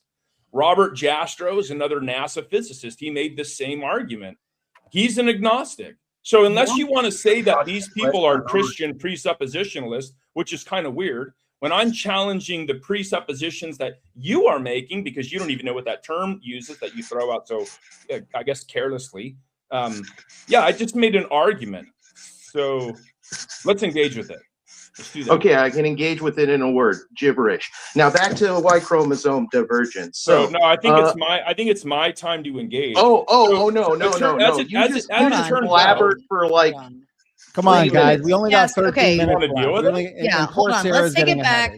I want to take it back to Sam, you were going on presuppositional. I don't know what other people's presups have to do with it, but I do like presuppositional. Well, I made that clear in my opening. I'm sorry that nobody can track here. It's really simple. Science is possible. Hey, Sarah. Hey, Sam. Just allow Sarah to finish. She's the moderator. Let her. Finish. I like precept in these conversations, and I'm not sure because you were mentioning some other names just a second ago, and I'm not sure where they came in on if these were other people. But Austin, you were just saying gibberish. But if something's being engaged, let's engage it. Or if Donnie wants to move to Y chromosome, I'll do that. But presup's very important in this conversation, I think. No, I've got one more argument. I've offered to answer twice. Yes, Joe, Joe, if you have an answer, go ahead, Joe. What's that, Joe? Sam, does coherent equal true? Does something being coherent automatically make it true? No. Right. That's not an argument I made. So I didn't make an argument out of absurdity. I made a positive argument. Whenever you say that the arguments that we're making are incoherent, why does that ought to tell you to go to the default that must mean your argument's true? Because it's the philosophy that you're trying to use here is silly, and that's why we haven't engaged in it. Because what you're doing there, I'm answering you. You asked why we're not engaging that, and I'm telling you why. Yes, I'm not engaging because precept philosophy is a joke. It literally is just absurd, pointless. That's just your assertion. Okay, hold on. I'll get into it. The problem with presuppositional philosophy is that it is a position that's attempting to justify being incurious. So it will always be worse than a position that justifies curiosity. If you go to see a doctor and the doctor says, well, I don't need to investigate you at all, no second opinions necessary. I talked to God and he told me you need serious invasive surgery. And you go to another doctor and he does lots of investigations and he says, I'm going to seek a second opinion before we put you on the operating table. You're obviously going to go with the second doctor, which is why presuppositional philosophy is a joke. It's not anything anybody should take seriously. It's just a dumb, vacuous position attempting to justify being incurious so that you can have a God belief without having sufficient corroborative evidence to justify that belief. So I just want to and that's all I care to comment on presuppositional philosophy at all. If we could get back to Y chromosomes, that would be great. This is the argument. Go back to you, Sam. Yeah. So I mean, you might have a future on Broadway. That soliloquy there was beautiful. So kudos to you for that. But actually, I specifically did not mention a Christian. I mentioned atheist philosophers of science. Okay, you talked about logic in your opening, and what you are saying right now is the most illogical and irrational thing that I've ever heard. If you went to a doctor and they were prescribing you something that wasn't carefully reasoned, which is philosophical, then you would have a problem there. And it's the same when it comes to science. Science rests on a bed of foundational beliefs about reality that are not tested by the scientific method. These are presuppositions. Maybe now you understand what the word means, and so you won't be just ignorantly throwing it out there. I gave you arguments from atheists, okay? And so I want them to be addressed. Now we're going to move on to another argument I made, Austin, because in your little episode there where you crashed out, you brought up somebody and accused them of certain things. Mm-hmm. Now, another argument that I made in my opening is that because we know that morality exists, which is why you were so indignant right there, then God must exist. Okay. If you don't like that, then I want to know what you're referring to when you say that anything is right or wrong. You made a little moral crash out. So maybe you can engage with that. There's another argument, Joe. There's a positive argument for the God who created Adam and Eve. If morality exists, God exists. And I don't know if you know who Friedrich Nietzsche is. You know what moral nihilism is, guys? Do you ever read your own camp? Do you guys ever read books? I'm just wondering. We read about an argument for God. Maybe you can engage with that one. It's called the moral argument. Is this what you want to spend your last 8 minutes where you're supposed to be proving Adam and Eve doing? So you just concede. Just concede. He gave an if then statement. He said if morality, then yeah, if morality exists, then God exists. You could say, no, Sam, look, we can just ground morality in, I don't know, like some dude over there or anything that has justified literally every atrocious thing that's ever taken place. You name it, whether it be the government, whether it be society, or whether it be an individual. That's what you're going to ground it in. You can say it's complicated too. That's fine. So now it's another concession for the biblical worldview. So science is possible. If science, then God. You conceded to that one. If morality, then God. You conceded to that one. If you can't instantiate a coherent worldview that's not Hey, Joe, if a worldview is self-referentially incoherent, is it true? The argument for it is then bad, is what that means. If a worldview is self-referentially incoherent, is it true? What about you, Austin? It doesn't speak to the truth of it. I answered you. So, Donnie, do you want to get onto something coherent and relevant and not a waste of everybody's time? Or Sam, how about you? I'll make this recommendation. Sam, how about you sum up in a minute how you feel that interaction went? Did they address your challenges? Did they not? And then we can spend the last 5 minutes on one final point. Yeah, because we Sarah thinks that's because if Joe and Austin don't want to engage Sam's argument, maybe Sam should take. Have you guys? Can I ask a question? Because I'm going to start wasting your time now. Have you guys been on the same screen before this? Me and Donnie. Okay. Is there like some our community is mad at their community kind on, because all of this hostility and straight retardedness, quite frankly, I'm waiting for an actual debate to happen, and so far everybody's just kind of rolling around in the mud having a grand time. You're the one debate. Let's debate. So I made some arguments. I made some positive arguments for the God who is. I made the moral argument. Austin, you obviously became very indignant. So if morality exists, then God exists. I guess you gave me the concession. I want to thank you. If science is possible, then God exists, because the preconditions of science can only be satisfied by the biblical worldview. I'll take another concession on there. I mean, you can giggle like a child in school that just, got a note from somebody, but yeah, I mean, these are arguments that have been advanced by very sophisticated and prominent people. So just because you don't understand them or don't take them seriously. I mean, obviously they worked here tonight, right? You guys are speechless. You're just stymied. You've got absolutely no rebuttal. So therefore God exists.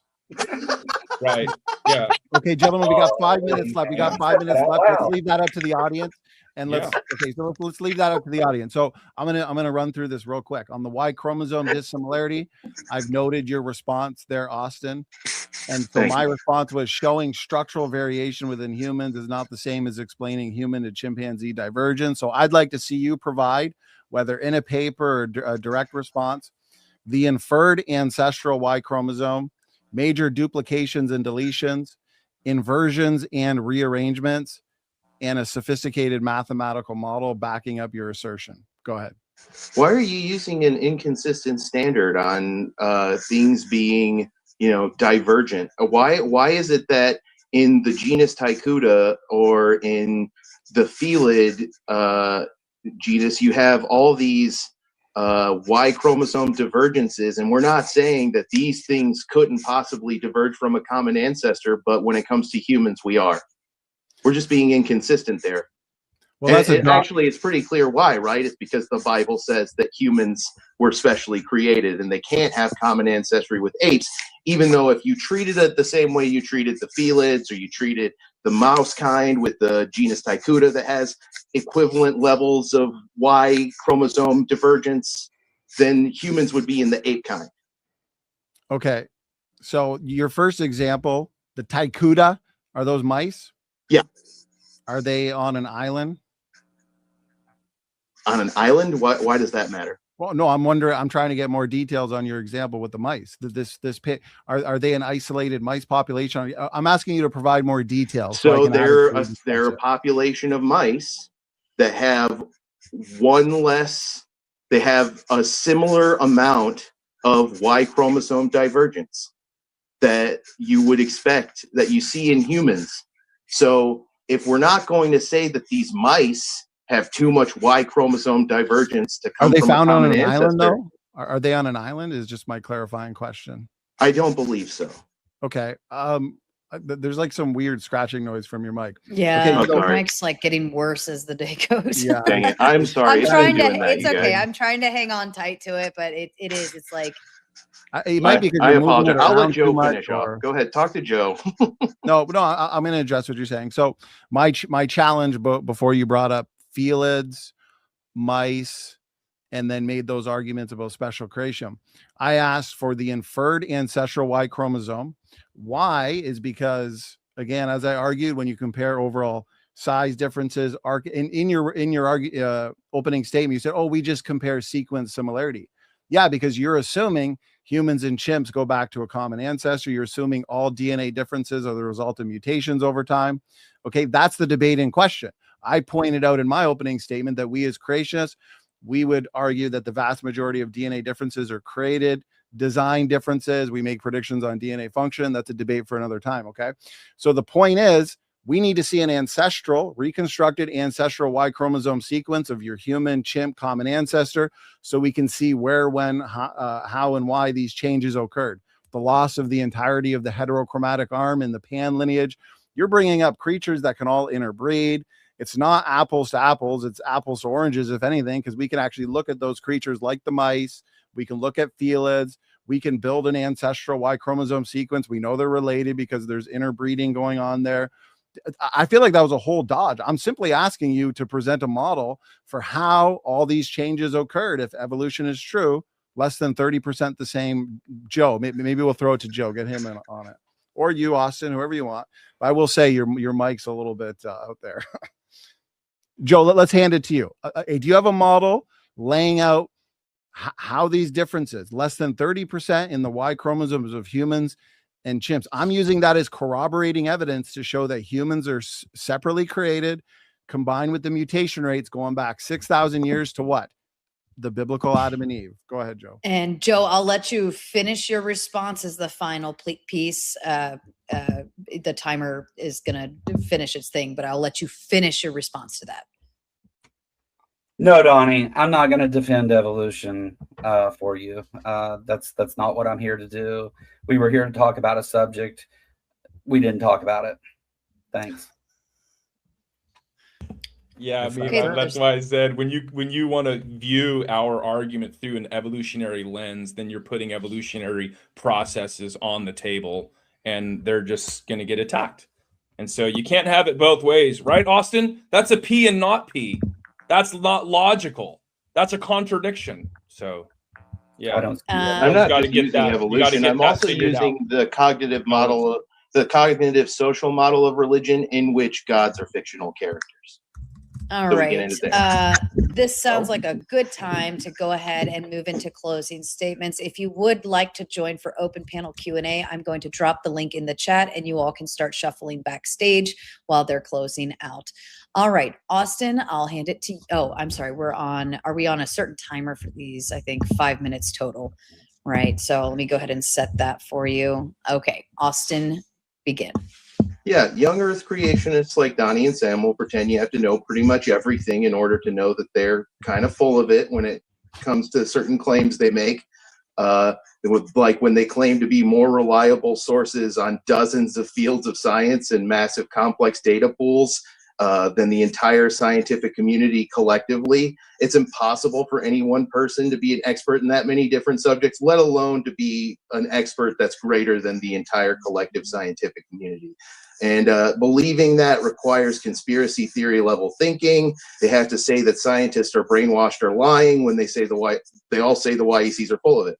So I think Donny and Sam, they're either profoundly confused and or they're bad faith.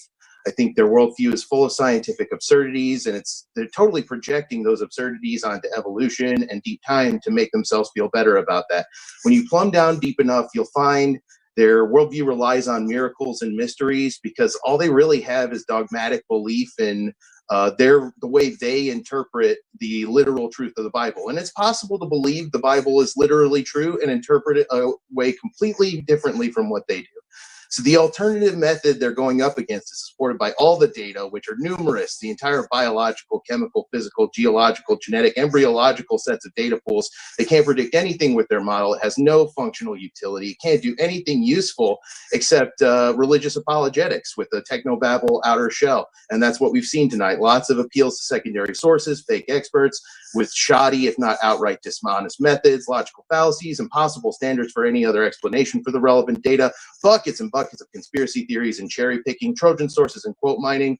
And I think you can easily explain the absurd crackpottery and quackery with simple overconfidence, anchoring bias, confirmation bias, cognitive dissonance, way more easily than it is to explain it with a claim that the biblical Adam and Eve were actually real. So I want to thank everybody in the audience for coming out, everybody on and behind the stage, and I hope I've offered new things for you that you didn't know or inspired your curiosity somehow. But if you take one point away from it, let it be this: you should be extremely suspicious when young Earth creationists, anti-vaxxers, flat earthers, PP drinkers, and other kinds of conspiracy theorists are talking about science. And if you yourself are a purveyor or peddler of pseudoscience, science denial, and conspiracy theories, think about this. If your views require you to assume that every expert that disagrees with you is part of a vast conspiracy, you should probably rethink your views. Go ahead, Joe. The timer's not on, by the way.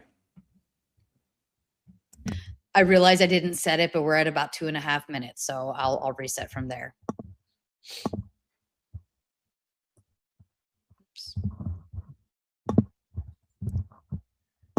Joe, you got to unmute, bud. All right. Sorry. Go ahead, Joe. I would like to apologize to the audience that we didn't actually get to talk about the topic at all tonight. The plan was to talk about biblical Adam and Eve. We talked about evolution. We talked about why Carter looked at only 7% of the mitochondrial DNA rather than the whole thing. We talked about the same paper over and over and over. We talked about logic. We talked about all sorts of things. We didn't talk about Adam and Eve. And you guys wasted our time and everybody else's. That's it. All right. Well, that was quick and easy to the point. Donny, I believe you said you wanted to screen share for yours. I think we're going to have Sam kick it off, and then I'll screen share with you. Okay. Let me reset the timer on this one then. All right. And Sam, go ahead. Yeah, so I'm not sure what debate our opponents were at or where they're going to apply their closing. But I mean, I made a few positive arguments for God. Whether or not I can defend those arguments, I mean, unfortunately, we weren't able to see that. However, as far as this debate goes, my arguments were not addressed. And so therefore, we took the win at least those times, as well as the arguments for Donny. And so, I mean, I'm underwhelmed. It doesn't follow that because our opponents didn't understand our arguments, or they're mad at our arguments because their feelings were hurt by them, that therefore I didn't make arguments. And so, yeah, I mean, that's just what happened here tonight. Donny? Okay. And I'll push pause while you get your screen up. Or appreciate that, Sarah. You're a great host. And okay, here we go. So looks like the audience had a good time there, Joe. I think they had a good time watching you guys dodge, duck, dip, dive, and dodge. I guess this is what we expect when these are the arguments you get from evolution myths. I mean, creation myths. Dr. Rob Carter, who was appealed to by Austin Sims, is I hear a little bit of background noise. I'm trying to figure. I'm going to stop your timer. I apologize because it's not. Let me remove it and then add it back up. Okay, there we go. Oh, I'm sorry. Okay, let me get that back up. Okay, you let me know. It probably just sees us, so I'll go to the article and then feel free to let me know when you're good, Sarah. Okay, here we go. There you go. I apologize. That's hard when the format's all shifted. Go ahead. You're doing great. You got good patience. So, okay. Joe, looks like we've had a great audience, over 100 people, the whole debate, enjoying the evolutionists here dodge the argument. So Rob Carter, selection. He addresses selection. He points out that selection, although it exists, it does not do the job of removing enough mutations to slow down the rate from 6,500 years to 200,000. He goes into the population genetics here, explaining why the neutral rate approximates the fixation rate. Right here, I wrote a long, in-depth article addressing Austin Sims' argument here beforehand on the mice, the rats, bonobo chimp differences on the Y chromosome. So to reiterate, we got a lot of dodging, but we never did get what? I challenged them to provide us the inferred ancestral Y chromosome, major duplications and deletions, inversions and rearrangements. I found it hilarious that Kentucky Atheist, who doesn't understand what's being discussed here, heard me say Helgeson and then starts to attack Jensen. And it was fun because I was still able to debunk his argument and attack on Jensen about supposedly not sorting through errors. Well, that's just an assertion, and Jensen's faster Y chromosome rate, which takes Y chromosome Noah back 4,500 years, has led to fulfilled testable predictions. So we did show the evidence. We demonstrated here many different mutation rates, not just Parsons. They keep saying, oh, you just discussed one paper. Parsons' paper gets to 6,500 years. Ann Gibbons here talks, wow. And these are all evolutionists. And I love it because she's an evolutionist, and she says, regardless of the cause, evolutionists are most because you'll see don't call us evolutionists. You lose credibility if you call it. I mean, their own side calls themselves evolutionists. She said 6,000 years. And then subsequent studies, Howell pulled together all the different mitochondrial DNA studies, and he got the faster rate. Okay. So I just find it funny still that Austin Sims, he used the math from the D loop and then applied it to the total diversity in the mitochondrial DNA. Max is 120. Of course, you're going to get those numbers. He could not show us in Parsons, though, where apparently he did the calculations and got 40,000. No, he got 6,000. Okay. So the topic was the biblical Adam and Eve existed. We showed through diversity. We showed through mutation rates. We demonstrated through the Y chromosome dissimilarity. Sam's excellent worldview arguments. I rely on him for that. He's a great debate partner. And so, yes, we did meet our affirmative here. The biblical Adam and Eve existed. And I think the audience could see that our arguments from mutation rates, DNA diversity, so on and so forth, were not addressed. The phylogenetic tree that I showed from Dr. Rob Carter showed that the branches are all close together. There's only a few DNA differences on average separating people.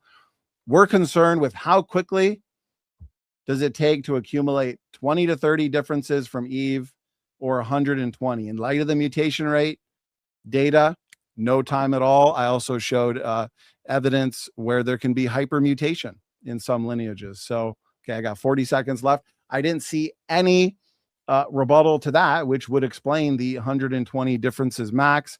And we never did get a quantitative model to show how background selection, which was Austin Sims' appeal, can take us from 6,500 years to 200,000 years. Why multi-generational studies like Helgeson, for example, huge sample size? Why is it nearly in line with Parsons? And I'll just wrap it up there.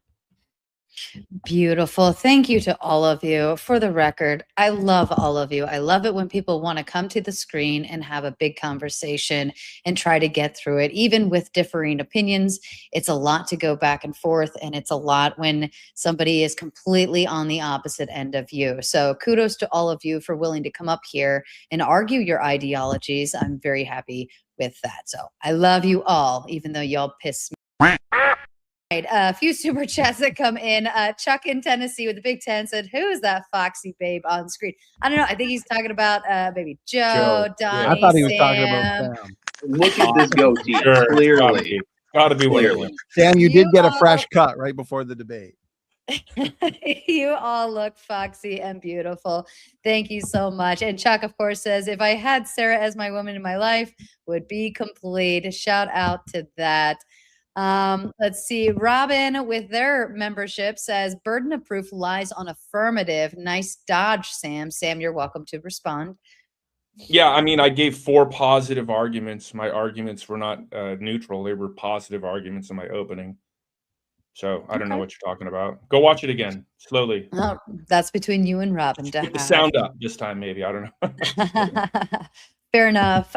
Big Bad Mama with the Big 5 says, "Sam and Standing for Truth in 2018, an analysis of 94 hominin fossils showed that average brain size increased gradually over the past 3 million years. Explain." Actually, I think that Neanderthals had a larger brain, right? So wouldn't that be inconsistent with not only that statement, but with their model? Well, you find overlap as well with the hominins. Hobbit, technical term for hobbit is Homo floresiensis, Homo naledi, Homo neanderthalensis, heidelbergensis. There's overlap between all of these different hominins, and there's no good linear progression in brain size. But on hominins, I pointed to in my opening statement, I don't think we ever got an answer, the discontinuities that we find, specifically the hyoid bone, which ours is designed for sophisticated speech and language, and there lacks a major transitional series from an Australopithecine creature like Lucy up to Homo habilis, up to modern Homo sapiens. And so it's these kinds of discontinuities that point better to separate ancestry rather than ape to man evolution. Yeah, I would like to respond to that, and then since the question was for Donny, he can have the last word. I think that fuzzy perimeters, a blended continuum instead of a definite perimeter around organisms is kind of what you would expect from evolution. And then you can also see certain synapomorphies, like besides just the brain pan size, there's also movement in the foramen magnum. So I think when you line those things up, you do see a transitional kind of sequence from ancient to modern primates. And go ahead, Donny, and you can have the last word. Yeah, if I take a unicycle, a tricycle, and a four-wheeler, I could say, oh, wow, there must be a mode of transportation out there with 2 wheels. And lo and behold, I find a bicycle. Stick it right there. And oh, look at that. Look at that nice series. No, in the fossil record, we see a lot of overlap plus discontinuity. And it's that addition of discontinuity like we see in these hominins with the hyoid bone. I mean, Austin could have answered that there, and he didn't, so that's telling. And then also the ischium, the skull in your Australopithecines versus the Homo genus like Erectus and humans. So it's those discontinuities that favor the creation model. Okay. Excellent. Anani says the entire ethos of humanity is embedded in the Adam and Eve part of the book of Genesis.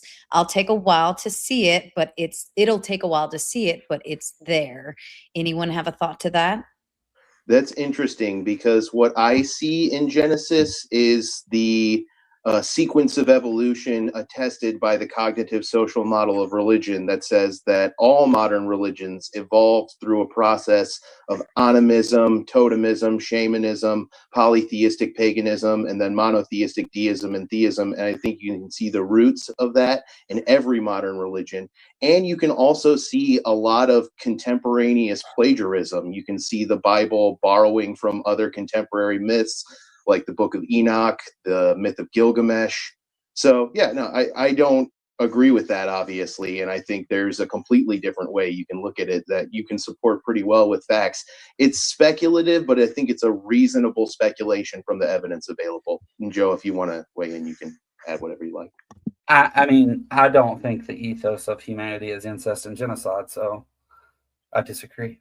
Yeah, Austin, what is your fundamental guiding principle for determining the truth or falsity of anything that exists or at all? Curiosity. That's not a guiding principle. Sure it is.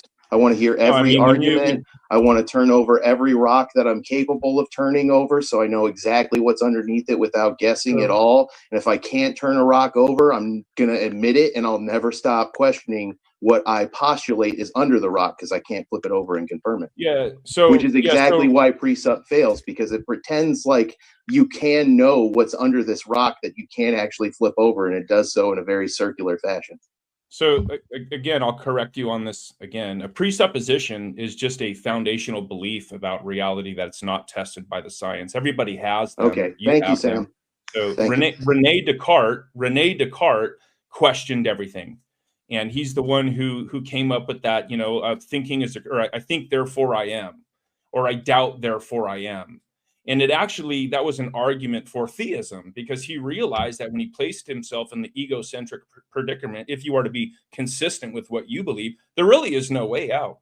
And an atheist actually critiqued that and said, well, actually, you can't even know that, because it doesn't follow that because thinking is occurring, that you get the identity of the thing that is I am. So when you just want to step into skepticism and say that's your fundamental guiding principle, it's basically going to lead you into absurdity. But I mean, I guess if all you have is repeating the slogan that you're not a presupper, even though I've explained to you multiple times that science rests on a bed of presuppositions, then I mean, hey, slogans for the win, I guess. All right, but thanks. The whole narrative is summed up there in Genesis and the fall with the prophecy of the serpent, the woman crushing the head of the serpent. You've got the fall of mankind. You've got the prophecy of the Savior and the redemptive story all summed up right there. And so, yeah, my fundamental guiding principle is going to be something that is greater than my own mental states. It's going to be something that's transcendent with the great making properties. Yeah, I mean, you can make up whatever properties you want for something that only exists inside your mind. And because the question was addressed to us, I think we should get the last word on it. Yeah, well, I'm not sure that it was, but sure. Yeah. Yeah, have the last word and address nothing I just said. It's fine. I'll have the last word. All right, next question. Big Bad Mama says, Sam and standing for truth, what extent? So that's not a type. Okay. Extant haplogroup is closest genetically to Adam and Eve. Provide biogeographic and genetic evidence, please. Can you share Sam, you or me? Go ahead. For sake of time, I won't, but I could pull up the phylogenetic tree, mitochondrial DNA from I think it was the 1,000 Genomes Project. Actually, in that article that I screen shared in my closing with Dr. Carter, he shows a phylogenetic tree there. We got all the different haplogroups. L, M, and N. Evolutionists would argue that L is your oldest. M and N came from L. But if we just look at overall DNA diversity, compare it with the mutation rates, all the haplogroups would have come in rapidly, all within the last 4,000 to 6,000 years. It's interesting that we got 3 or 4 major haplogroups, L, M, N, and R, and yet the Bible says that we all go back to what? 3 reproducing couples. Noah, his wife, their 3 sons, Shem, Ham, and Japheth, and their 3 wives. Oh, that's interesting. Mitochondrial DNA is passed down maternally. So mothers pass it on to their daughters and so on and so forth. So it's uniparentally inherited, and yet all worldwide mitochondrial DNA traces back right to, as she says, haplogroups here, those 3 major. LMNN or bring in R. So there's a few different models. Regardless, there's only a few, lines up with the Bible. She's asking about provide biogeographic and genetic evidence. Well, again, that would require me screen sharing, doing a whole lecture on the phylogenetic tree. So you can save that for another day. Good question. I would like to respond real quick, and then you can yeah, go ahead, Austin. Sure. So it's a great question because what he's basically asking is he's asking in a more racially sensitive way. What a haplogroup is it's a descriptor of a phenotype. And what he's asking is who among the Adam and Eve, or the Noah lineage, who was carrying the black gene, who was carrying the white gene, who was carrying the Chinese gene? And this is a question that kind of plagues the Adam and Eve worldview: is where do these different, what we call races, these racial phenotypes, come from? If we all come from that common ancestor. And there was another point, but I can't remember. Go ahead, respond, Donnie. You can have the last word on it too. Yeah, real quickly, we could do a whole, and then Sam, if you got something to say, we could do a whole debate on created heterozygosity. I mentioned it in my opening statement, where rather than the majority of DNA differences being the result of mutations over time, they're due to the front loading of DNA at creation. So there's not just one gene for black skin, white skin, or different cultures. No, those could come about simply due to God front loading Adam and Eve with pre-existing DNA diversity or DNA differences. And it's interesting because if you look at allele frequencies, or let's take the Y chromosome, there's geographically specific Y chromosomes, Chinese Y chromosomes, Australian Y chromosomes, European Y chromosomes, which line up beautifully with what? The Babel dispersal. When people start spreading out to all parts of the globe, this is the pattern that you'd expect to find. So yeah, those DNA differences to explain the different shades of skin could be explained by front-loaded DNA diversity at creation. Okay. Shout out to Plumpy giving out 1 Raging Tomato gifted membership. Congratulations to the lucky lottery winner. Tom Carpenter, unacceptable behavior. You're not allowed to be late here, but he says, I'm late to the debate. What did I miss? Does Adam exist? Shout out to you. He also comes in to say, I found a helpmeet. I'm thinking helpmeet. I don't know, for me, which is Jax. We love you, Jax. Shout out to you for the win, of course. And Iotin gifting out 5 Raging Tomato memberships. Congratulations to those lucky lottery winners.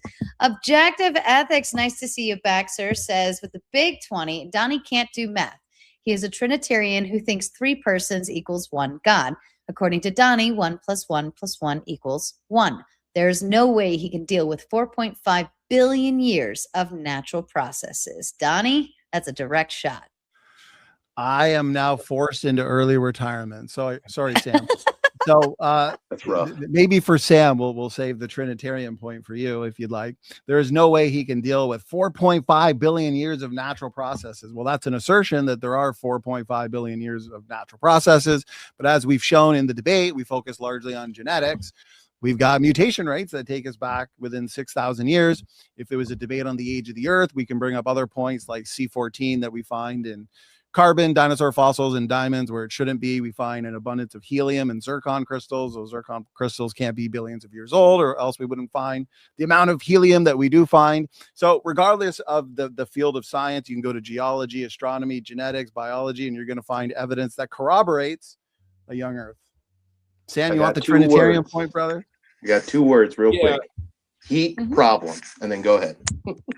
I got 2 words. Well, 1 word, debunked. And so, but yeah, one times 1 times 1. What's that? And so the argument that I would make here would be that the God of Scripture alone, the triune God of Scripture alone, is the only God within the Christian worldview that can resolve the problem of unity and diversity, the problem of the one and the many. And so that would be another positive argument for the triune God of Scripture. So you guys are Trinitarians? I didn't want to assume that just because a super chat said so. Yeah, we're Trinitarian. Yeah. Okay, cool. Okay. All right. 3 more questions. Then we'll bring up our panel and we can get into some more. Bionic sends a big 5, says, I'm still waiting for a positive argument for Adam and Eve. Tick tock, tick tock. Did you want to say something to that? Well, I would say people can go back and watch the debate. Might have went over people's heads because they're invested in believing they're related to banana plants, whales, and pine trees. We showed several lines of evidence, starting off with Sam's approach, and then the scientific data that corroborates exactly what the Bible says, that God created two people, Adam and Eve, Adam the first man, Eve the mother of all living, Adam and Eve special from any other form of life, the mutation rate data, DNA function, Y chromosome dissimilarity, all corroborates that account. All right. Bionic says Sam never even said Adam and Eve. So how did he prove they existed? He clearly prepared for a different debate. Sam? Yeah, I mean, you could just go back and probably look at the transcript. I think that's an option. And you can see that I not only did mention Adam and Eve a few times, solving the problem of racism, one race, we're all related to Adam and Eve, but I also argued that Adam and Eve is within the biblical creation narrative. And then I argued for the truth of the biblical worldview. You guys got to pull the cotton out of your ears. I don't know what's going on. Turn the volume up or change the batteries in your hearing aid. I don't know. I can't help definitely you, on board with being against racism. That's good for sure. Yeah, I mean, it was Darwinism paved the way for eugenics, and eugenics isn't a philosophy that even makes sense without aside from the Darwinistic method, or philosophy. Yeah. So I mean, one race. I don't know how you're going to say that people can be racist if there's only one human race. That's that fair. makes sense. What's the problem there, Austin? I would say that we're a social species, so pro-social adaptations are going to be positively selected by selection. Yeah, I mean, I guess I'm older than you, and I remember when I was in school how racism. I mean, this isn't even controversial. Like, this isn't even controversial. Like, go read a book about it or something. I don't know what to say. Like that whole you know who Odo Bango is? Just search Odo Bango in the New York Zoo. I mean, they literally put this poor guy in a zoo and said, "Hey, look, he's not quite evolved to a human yet." They dragged this poor guy out of Africa. Evolution that's your model, but that's your world. Yeah, I mean, no. You know what eugenics is? What do you mean no? Just look it up right now. You go on your phone. Yeah, eugenics is a twisted, inaccurate application of evolutionary principles. Yeah, I mean, this is not even controversial. Eugenics goes against natural selection. Austin, do you know what eugenics is? Yeah. Okay. And it's a twisted application of evolutionary principles. Well, it tries to replace natural selection. It tries to fight against natural selection. It tries to fight against mutation, and it tries to preserve a perfect racial ideal. You don't know what you're talking about. Yeah. The premise of eugenics and Margaret Sanger is to rid the human population, which would be like an by fighting natural selection, by fighting mutation. Settle down. Of inferior, what they deemed as inferior race. That's your evolutionary philosophy. No, it's the You're not going to be able opposite. to find that in the Bible. Yeah, I mean, every eugenicist was not a fan of evolution. They explicitly went against the principles of evolution. They were against random mutation. They were against natural selection. They were against common ancestry, and they were against hybridization. Miscegenation, they lose their shit over that stuff. So I don't know what you're talking about, dude. Yeah, again. Actually, I do. It's just propaganda. It's propaganda. All right, that bullshit. sounds like another debate prompt that would be really good, actually. Or you can just go watch the video I did on it on my channel called "Is Evolution the Foundation of an Immoral Worldview?" Spoiler: no. So ethics again, right? Ethics again, Austin. Ethics. I mean, what a blunder when the unbelievers with no ethical framework start making arguments in the domain of ethics. I mean. And this is why logic and reasoning is important for you, my friend. All right. Logic and reasoning says I should move on. Dark Lake, shout out to you. Miss you. With the big 5 says, would Adam and Eve be Homo erectus, Homo habilis, or first Homo sapiens? Thanks. Really curious. Oh, I hope I said all of that right. You did a good job. You were close. You said homeo instead of homo for 2 of them. Oh, but you were very close close on one of them, so we'll give her a point. And homeo box genes are a real thing, so I think you just got a little mixed up. The word just was in my brain. Okay, thank you. Sam, you or me, brother? Go ahead. Yeah, I would say if you look at the hominin fossil record, you'd have to compare the phenotypes or morphological traits of erectus, Homo erectus, Homo habilis, which I've got a whole presentation showing could have been a wastebasket taxon, as many paleoanthropologists have pointed out, or the first Homo sapiens. So most likely, to give a short answer, closer to Homo heidelbergensis. Homo heidelbergensis could be the early stage Neanderthals, because Neanderthals, we understand, were 40% less fit, highly inbred. They had these long stretches of identical letters, which is called homozygosity. So they were inbred due to isolation. As a result, they experienced a higher genetic load and harmful diseases manifested. So heidelbergensis is more robust, healthier phenotype. We'd assume same thing for genotype. So yeah, quick answer, Adam and Eve, probably more similar to the heidelbergensis morphology rather than the erectus. Why not Neanderthalensis, if I can ask?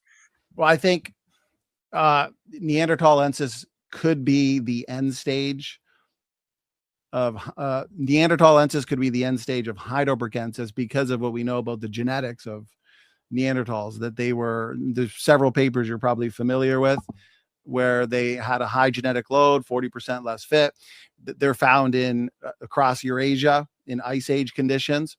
So because of the inbreeding and the mutation accumulation with them, the heidelbergensis, I think, would be the better candidate for being, but we're just speculating here, but I think heidelbergensis would be the better candidate for what Noah and his family looked at, but that's the flood bottlenecks. You still got a couple thousand years before that. We might not have any good representatives in the hominin fossil record for that.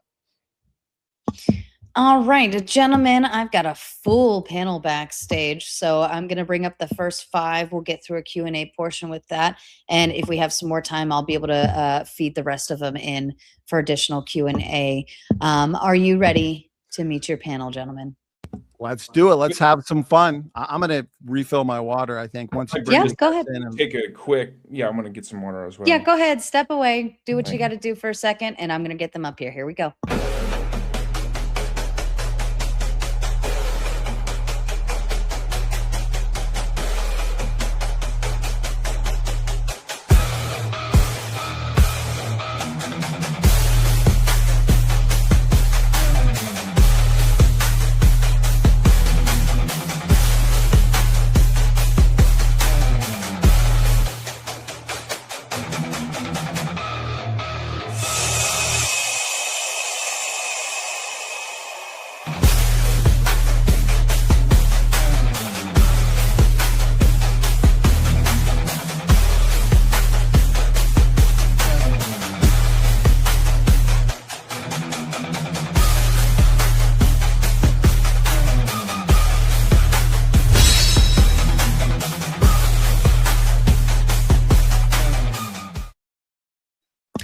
All right, gentlemen, let me do a little switcheroo on the screen, get everybody back in place here. Where am I missing?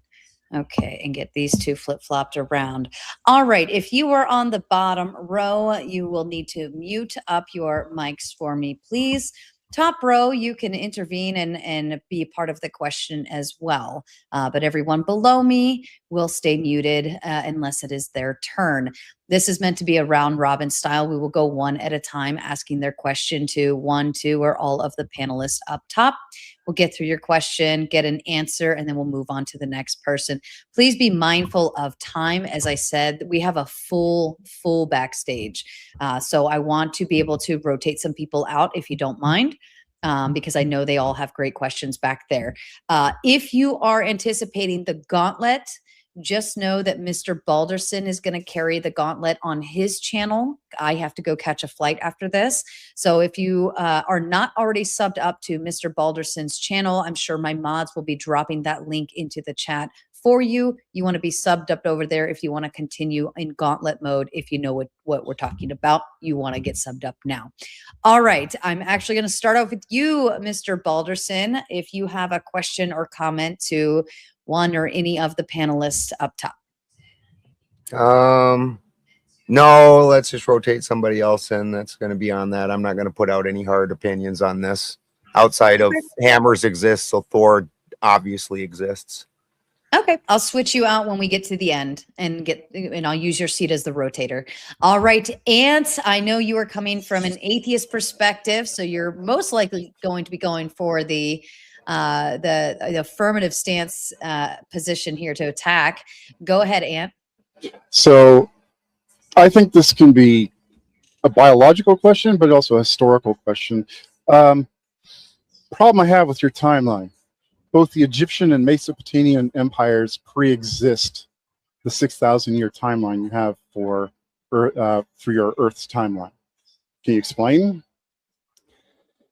Yeah, I mean, that's just controversial. They said at it's one not controversial. Am I going to be able to interrupt with, or am I going to be able to respond without being interrupted? Or do we do dumpster fire here? It's okay if we do dumpster fire. We can do that. I'm new here. So yeah, it is controversial. There's Egyptologists that question that. I mean, we find sediments, I believe, within the stones that are created the pyramid. Donnie's had Egyptologists on his channel addressing these alleged objections as well. So this is all going to come down to, I guess, the same question that I asked Joe and Mr. Sims here is, what would be your fundamental guiding principle when it comes to, believing something as true or false?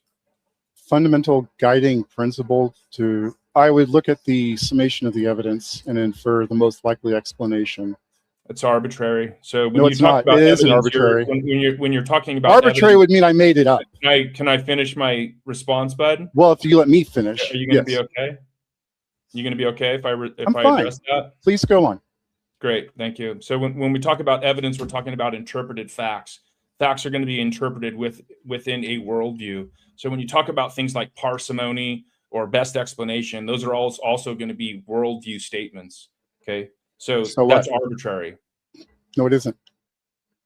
Great rebuttal. These are objective measurements. These are based off of facts that are accumulated from multiple experiments, multiple tests, multiple observations. Like, you're just acting like this appeared in a vacuum, and it didn't. I would say on that particular issue, we could talk all day. As Sam said, we've had Egyptologists and experts. I understand you don't want to answer the question. I understand, but I need to be able to finish my thoughts. Okay. After I'm done answering, you can point out if I didn't answer it, but we can talk about overlapping dynasties, co-regencies, the interpretation of king lists, some kings reigning at the same time. So you get inflated ages. Okay. So we have explanations for that, but I would like to point out that tonight's debate was about mitochondrial mutation rates and molecular clocks. So even if we did a whole 3-hour debate on supposedly the history of civilization going back past 6,000 years, it wouldn't change the empirical pedigree mutation rates that we mentioned, like Parsons, Howell, Helgeson, which it doesn't seem like you have an answer for. And here's the last thing I'll say. PhD biologists like Dr. Nathaniel Jensen, a Harvard graduate, I have one of his books behind me called Trace, where he made a prediction that if this data is actually true and brings man and woman, all humanity back just 6,000 years, we should be able to trace the history of civilization within 6,000 years. And he published those findings as a fulfilled prediction. No, actually, the debate was biblical Adam and Eve existed. That was the debate. Mutation rates confirm that. No, they don't. Yeah, they do. Absolutely so that's your assertion. Okay, then but I'm not here to argue the biological case. I think Austin already argued the biological case very well. I don't need to add to it. Okay, like, he completely demolished you on that, so I don't feel the need to go there. I just felt like I needed to bring up the historical context since that got left out. You're posturing, bud. We demonstrate. No, I'm not. I'm presenting you with facts, and you are just trying to run away. Then why don't you I just explained co-regencies, overlapping king reigns. There's a tons of things that we can show you from Egyptian chronology, the chronology of other historical civilizations that go back within the 4,500 years. But the genetic data is the empirical data. It's genes, traits, and genetics that are inherited sperm and egg, and they go right back 4,500 to 6,000 years. And you're not providing a rebuttal to that. But the genetic data can't show a 2-person bottleneck anytime in the last 500,000 years. Actually, it did. It did. No, it didn't. Yes, it did. It can't. No, that's your assertion. I showed in the phylogenetics. No, you didn't. You just claimed it. You showed a picture that claimed it and that called it evidence. That's not a picture. a picture based on real mitochondrial DNA sequences. Do you know what a phylogenetic tree is? Vaguely. I'm not a geneticist, so I know it by name. How do you know that Austin Austin refuted him? supposedly If you don't know the argument Donnie made, how are you going to say that Austin refuted us? Because you didn't really make an argument. You're not looking too good here. Okay, nobody has refuted the data that has been derived from the conventional literature. They did. I get you're excited. I understand you're excited. Relax. Are you going to be okay? I'm fine.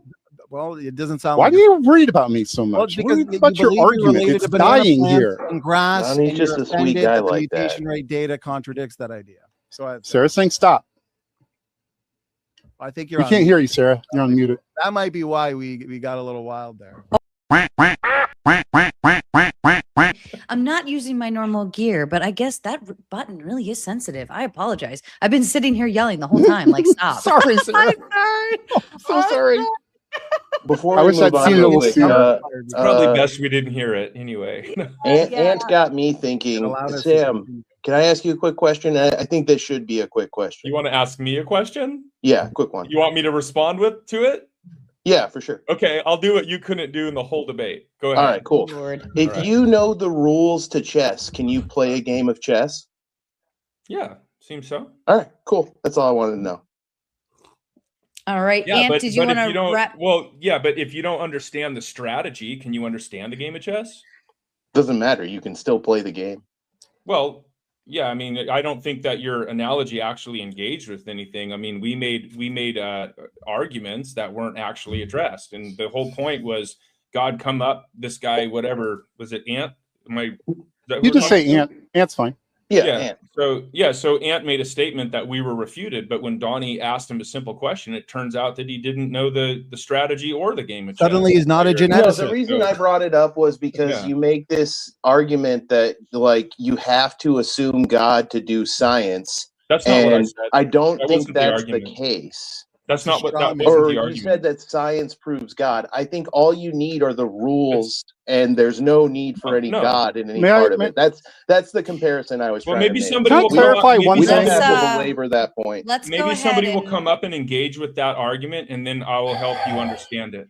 Just Let's want go to clarify ahead. one thing. Yeah, I was going to say, Ant, why don't you wrap it up with your final thought here? Only reason I didn't want to tackle the biological question is because time is limited. I want to respect everybody's time up here. I was focused on one specific area in question, and I didn't want to expand into areas I wasn't as comfortable in. That's why I said what I didn't want to get into the biological argument of it. Okay, that's it. And thank you for the time, Sarah. Appreciate it. Thanks for coming. Thank you, Ant. We love you. Ant's a regular here, always contributing to great panels all the time. Effigy.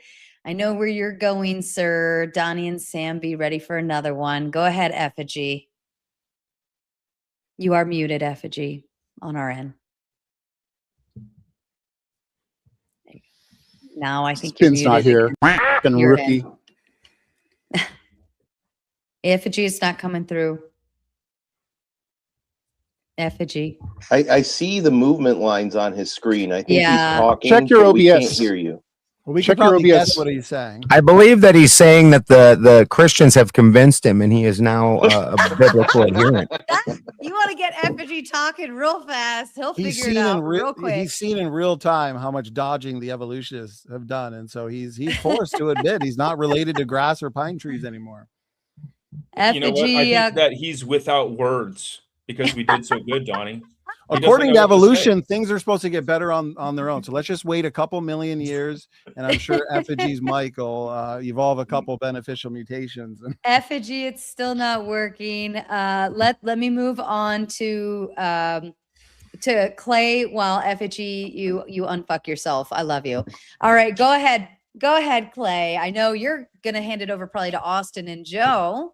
Nice little change of pace. So go ahead. Oh yeah, sure. Can you hear me? My sound is good. Yep. Excellent. Loud and clear. Awesome. So before I go to Sims and Joe, I want to just try to get a baseline. A lot of times when I watch these debates, I see the debaters talking past each other, and so with Donnie and Sam, I just want to make sure that I'm on the same page, and maybe this might help with other people when they watch the debate in the future, or perhaps these other fellows coming up with questions and that sort of thing. So Donnie, correct me if I'm wrong. What I'm understanding is that you were basically using information well known to the scientific community in order to refute, theories, to ensure a separate answer, a second answer for pretty much the same data set. Is that kind of along the right lines? If I understand your question correctly, I was showing from the conventional literature a number of studies backing up my argument that both Adam and Eve, now when I say Adam, it's actually technically Y chromosome Noah for reasons we could get into later if you'd like to, and they go back 4,500 to 6,000 years. What we care about is the data itself.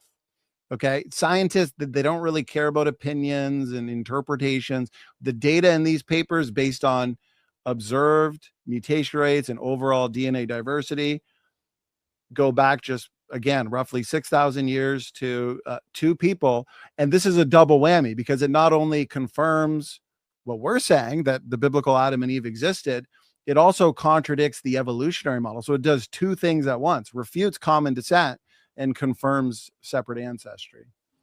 Perfect. Yeah. So if we go by the well-known data set, genetics specifically, we're going to probably come up with varying answers. And typically what happens within the scientific community is there's a consensus, typically with the majority, or at least the well-learned. And then we can infer upon ourselves, what the data tells us, what the evidence tells us. That confirming data would maybe tell us separate things, but then the consensus might come out and say, well, this is what we have resolved, but that doesn't necessarily mean that that is a factual, actual statement. It could be varying even still within the scientific community. It would be similar to, like, if I put up the paper we were discussing on the differences within the Y chromosome sequences of humans and chimps. We have the data, right? We have the data. When you consider everything, overall architecture, size differences, and gene content, the Y chromosomes are less than 30% the same. That's the data. Now there's interpretations on the data. So you can read the discussion section, materials and methodology. Those are important in these papers, right? But now you're going to have scientists looking at the data, and they're going to say, well, okay, this is interesting. Maybe it's because of this. Maybe it's because faster rates of substitution or sperm competition. But now we're getting into the interpretations of the data. The interpretations aren't necessarily true. They have to be supported by the data. And so then that's what Sam and I do, is we show these technical papers from the conventional literature. We cover the data, and then we go over what we believe are the implications of the data. Perfect. And then what I did was I came in and I said that if you have one generation or one mutation for every 33 generations and 120 mutations in maximum divergence, you need to count for.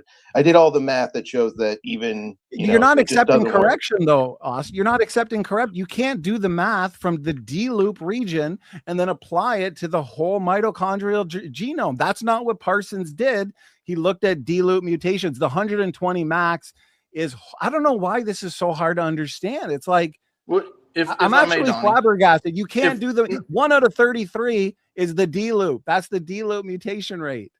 Again, why are you 7% of the mitochondrial DNA? You can't ignore the rest of it. Hold on, guys. I don't want to address the entire. Yeah, we're just reading. Yeah, I think Play just wants to. I think Play wants to jump in here and maybe either clarify or elaborate further on what's going on. Yeah. So essentially, Sims, from what I'm understanding, you're looking at the data and drawing a separate conclusion. That's fair. I'm looking at more of the data. Well, that's fine. That's fine. You're looking at the data and drawing a we're not looking at the same data. Donnie. Hold on. So it's not. We're not looking at the same data. Hold on. Let Clay explain his point, and then Austin, you're welcome to chime back in on him. Go ahead, Clay. Because I want to get through Sam first, from what I understand, Sam, you're approaching things from a philosophical understanding mostly during this debate. Now, when I say that, what I mean, you're approaching it from logic and reason, and you're saying, hey, I need a baseline. And what that means is typically in mathematics, we call it an axiom, right? This is a circular reasoning. This is the baseline. We can't get past this. We all have to agree on this, or there is no mathematics. Is that kind of accurate? I mean, so yes and no. So I mean, science is philosophical. Science is done with philosophers. There's a whole field of study, the philosophy of science. This isn't controversial. Like when Austin and Joe dismiss these things, it's comical. I mean, I don't know. I'm really taken back by that, and that's why I cited atheist philosophers of science. But and not to be too disagreeable with what you're saying.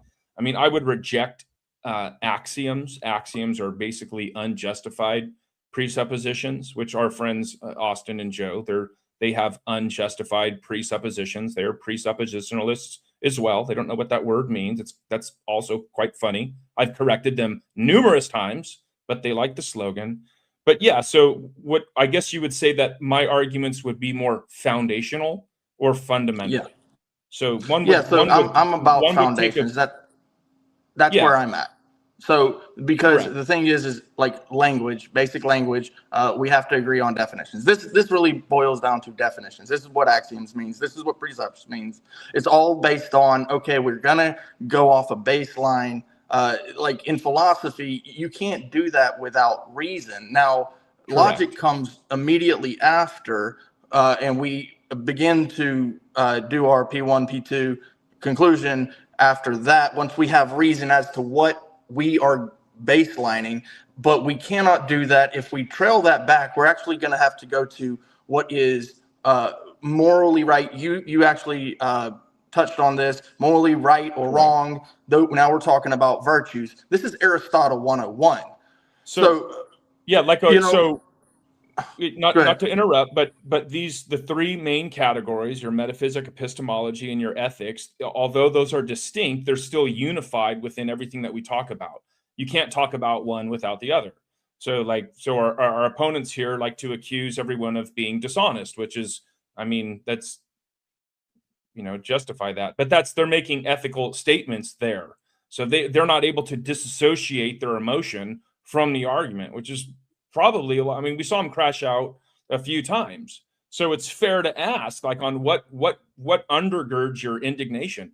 What would that be? Nothing. And they want to scoff and mock. But I mean, again, I specifically, there's a million Christians I could have cited. Yeah, I didn't. And Clay, let's get to a wrap up. Yeah, I want to give these guys an opportunity now to defend themselves, because from what I'm gathering is, especially during that last portion of the debate, Sims primarily, Joe, you weren't doing it so much. You were discounting reason alone. When Sam was trying to create at least a reasonable baseline for you, and then Donny would come in with some statistics, some data for you, you were discounting quite a bit of it. And the baseline, again, is Sam's philosophical points, in my opinion, which is the reasonableness of whether this fits or not. So a lot of things were happening where you guys were basically mudslinging, accusing each other of being disingenuous. This came from both sides. Now, I believe Christ is king. I also believe in the 6,000-year-old model. And I really appreciate Donny and Sam coming up, not on apologetics, but in a preaching fashion, because this is not apologetics. They are actually making a claim. Apologetics is a defense. So I don't like apologetics. I like a preaching stance. I appreciate your actual claims. But when you come up, I want to make sure that these guys have the ability to defend themselves.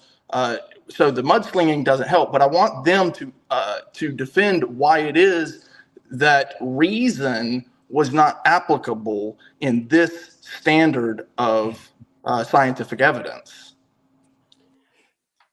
It is wrong for anybody, anywhere, at any time to believe something for which there is not sufficient corroborative evidence to warrant that belief. When it comes to the young Earth creationism model versus old heliocentric globe Earth evolution, there's the disparity in evidence is overwhelming. So I touched on this in my opening, that if Adam and Eve were real, you would see humans at the deepest layer of strata. You would see anatomically modern humans before you see Paranthropus or Homo ergaster or Chihuahuas and golden retrievers. They're all, so what it's more than just a burden of proof. They have to explain why all the data we already know about looks like it completely proves this idea wrong.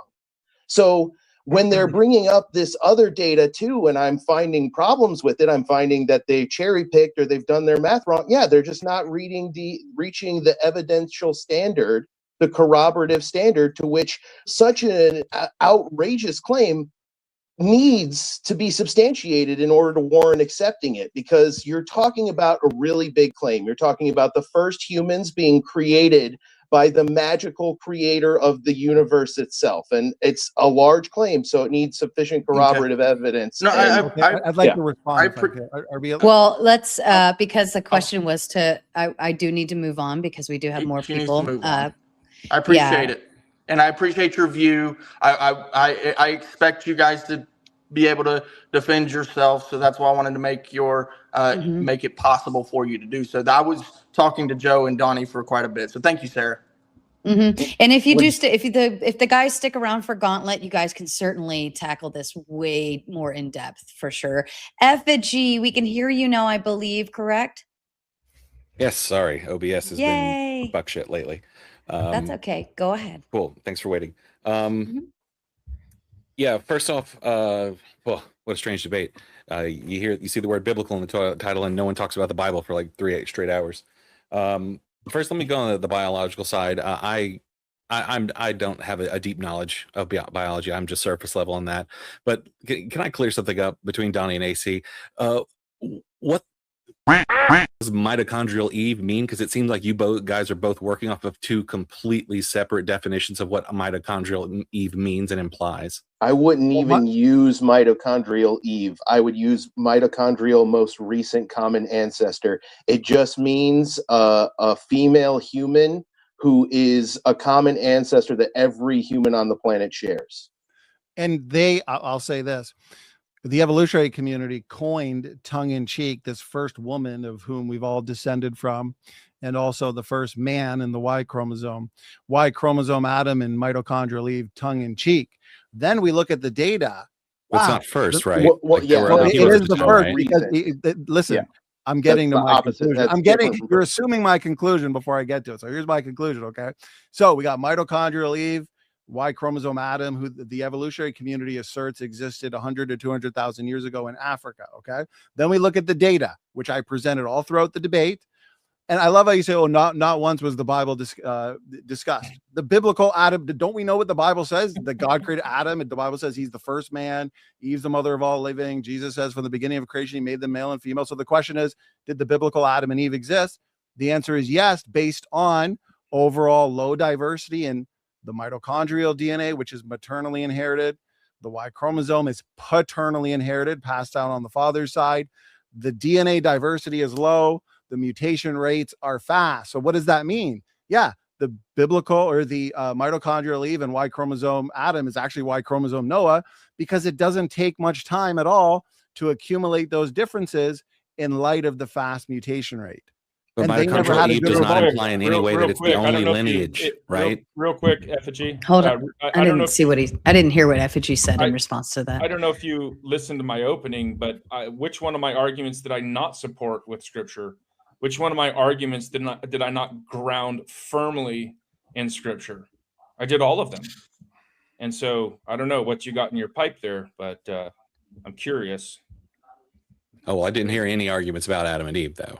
Right. Okay, reiterate the argument. You basically tried to argue God is real and therefore Adam and Eve. You didn't actually argue Adam and Eve. You just argued God is real, therefore Adam and Eve. I mean, so that's if you wanted to have another debate, you probably should have altered the topic rather than smuggling in your favorite topic into a debate about a different topic. Right. So notice now you've contradicted yourself, because now when I point out that you're actually wrong, you went ahead and just provide a caricature of my arguments that I think did. This whole debate was a caricature. So excuse me. So that's your assertion. Which is it? Which is it? I either grounded my arguments in scripture or I didn't, and you didn't like them. Which is it? I didn't really hear much scripture for the last few hours. Did anybody else? I just gave you scripture about 30 seconds This is ago. again why I question what's in the pipe, my friend. Oh, there's definitely something in the pipe. Yeah, there's something in the pipe. Yeah. The halfling leaf.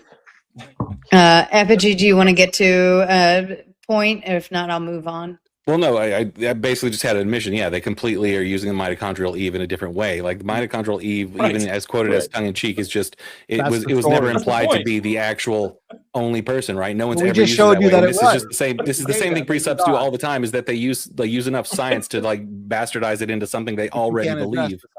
No, I want to respond to something real quick, Sarah. Oh, I definitely don't have the knowledge. I know that of biology to actually address your arguments, so I don't know if they're messed up or not. It's been go ahead, Donny. Okay, thanks. It's been said a couple times here. Oh well, the mitochondrial Eve would fit the evolutionary model. We'd expect just one mother of all living people. No, that's actually not true.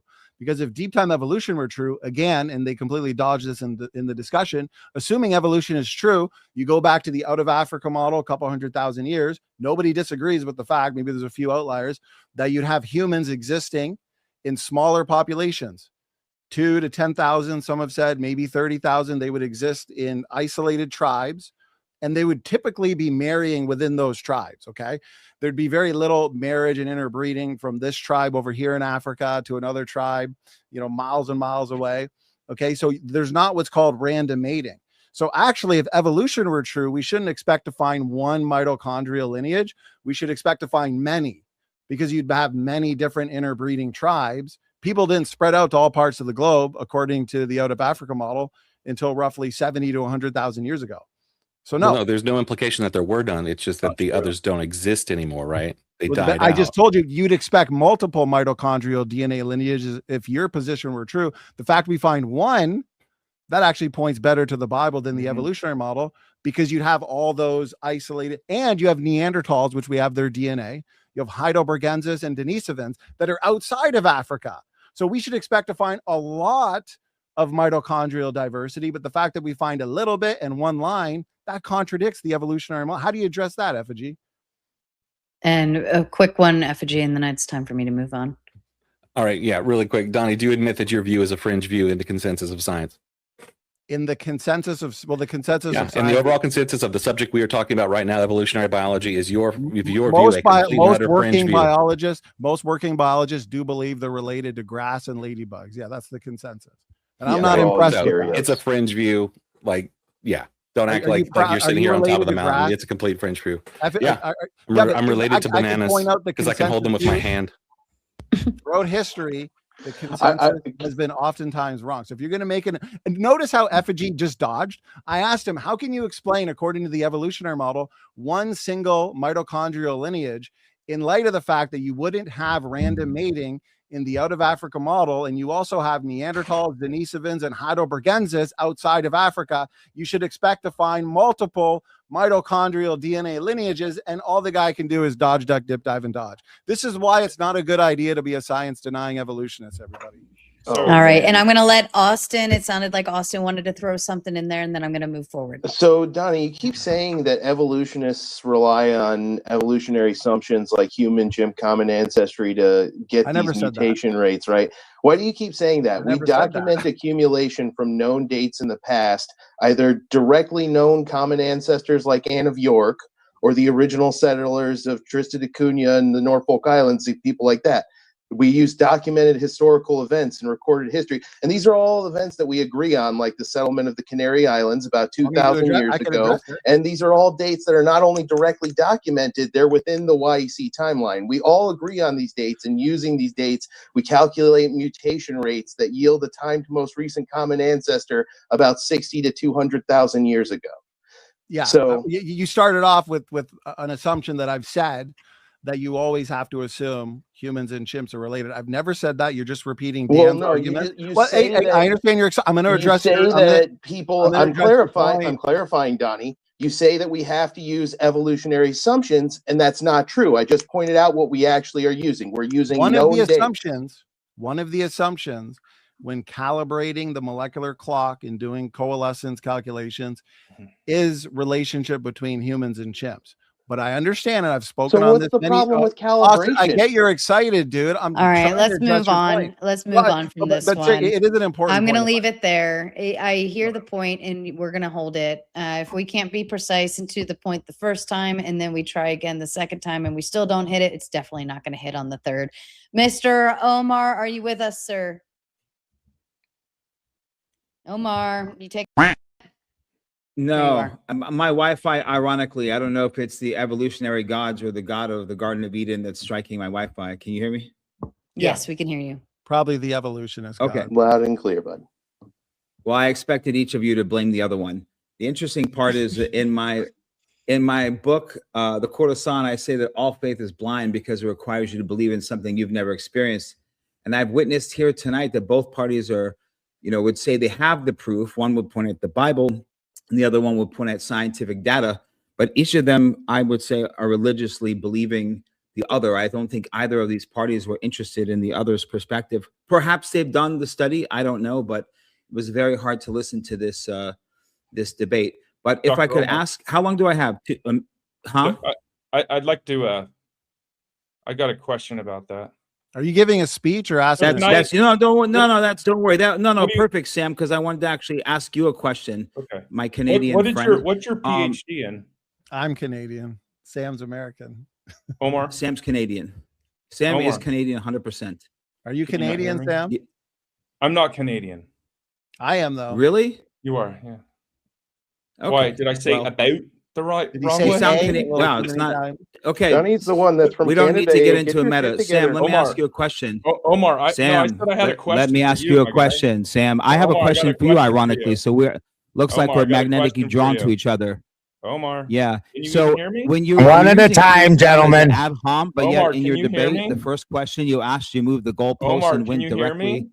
Can anyone hear me? Yes. I can hear you. All right. So Omar, I said I had a question for you. So back to what I was saying. Should we answer in the debate? This is Omar's time to ask questions. So can Omar please get his question out? Yeah. Omar, ask your question and Sam responds. So Sam, you use pre-sub as an ad hom, but in the debate is about Adam and Eve. And your very first question, you move the goalpost to ask a larger ontological question pertaining to God.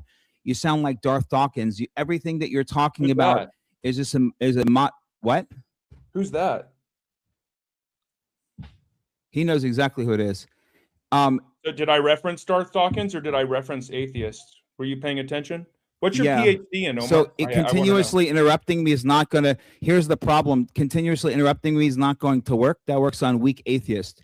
So let me finish my question. Well, you sound in your pretty first weak question, you wouldn't moved let the me answer goalpost to a the bigger ontological we are on a question time pertaining to frame. God. I'm on a Yeah, time frame. Let's hey, get through the Sarah, question, please. Here's Ask the question, Sarah. Omar. I asked Dr. Omar a question, and he just immediately dodged me, which is fine.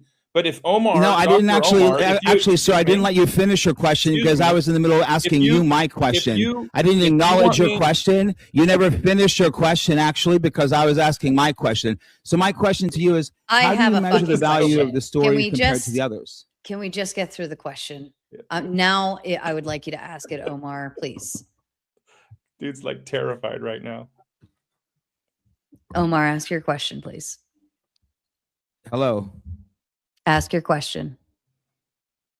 So he said things that I want to address. So, and he's not. He's just gonna I never let you run. finish your question because I was them asking my question. Everybody That's stop. why you never finished I it. want Omar to let me ask the question. actual question. Yeah, I'm trying to. So I'm assuming that in your Christian worldview, correct? Because you never actually displayed. You said the Bible. So does that mean you're Jewish or you're a Christian? What's your PhD in, Omar? So you're afraid. Are you going to stay in for the gauntlet, or are you just going to laugh your way to the next 6 minutes and have to go? What's your PhD in, Omar? I want to meet you on your ground, my friend, where you have the advantage. So yeah, I reference. That's never going to happen unless I was asleep, buddy. But even if you did something in your sleep, you'd wake up. I'd wake up and you'd apologize to me. So, you're a little Canadian. You're a little passive aggressive Jay Dyer approach, or it's not going to work. So can you answer the question, or do I have to repeat it? Yeah. So do I have to repeat the question? Sam, get out sir? the popcorn. I'm getting. So hungry. for, everyone who wasn't paying attention, I guess Omar's the only one. Yeah, we are Christians. And we are defending the biblical worldview, which is why I referenced biblical passages from the New Testament. Okay, when I say that I'm a Christian, okay, I'll repeat my question. Somebody is a follower. I'll repeat my question. Yes, hold on, I understand. I thought that's what we were talking about. Hold on a second. Hold, Aries, stop. Omar, he's answering the question. Let him finish. These guys, what's wrong with these people? Well, They're you guys are dick unhinged. measuring right now, which is obnoxious to me. But finish your statement, Sam, please. Yeah. So Omar, let him finish. So when someone calls in my question, Omar, we're talking about biblical Omar, can you not hear what I'm saying? I said Sam. Yeah, my internet's my internet's going in and out. I'm sorry. I'm hearing Sean. Not the only thing crashing out, buddy. So yeah, we're Christians. That means that we follow Jesus Christ, which means that we're not Jewish, although we do affirm the books of the Old Testament. So that's what that means. Now, I asked you, my friend, that's your question. I asked you what you have your PhD in, and I wanted to ask you a question about the statement that you said in your book. And seeing as how you wrote a book on it, this should be no problem for you. You wrote a book. You wrote a book that everyone has faith because they've not come in contact with God. Is that what you said? I'm sorry? What you said? Hold on.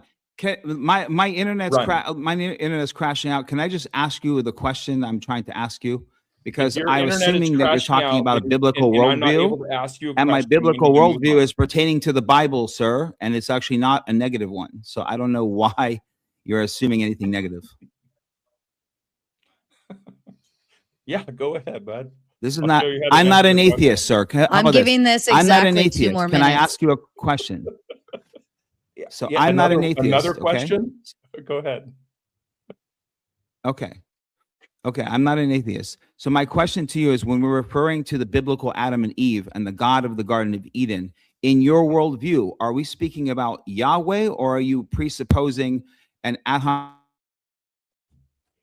God of the Garden of Eden? We're talking about Jesus. Guys, just give it a couple million years. Allow his mic to evolve. Yeah, maybe he should come back later. Yeah, we are referring to the God of the Bible, which is Yahweh, which is translated to Joshua, which is then later translated to Jesus. That's what it means to be a Christian. Now, I've asked him, I guess he's gone now. Oh, so he wrote a book. I wanted to ask a question about his book, and maybe he'll come back and I'll be able to ask him a question, but it's fine if not.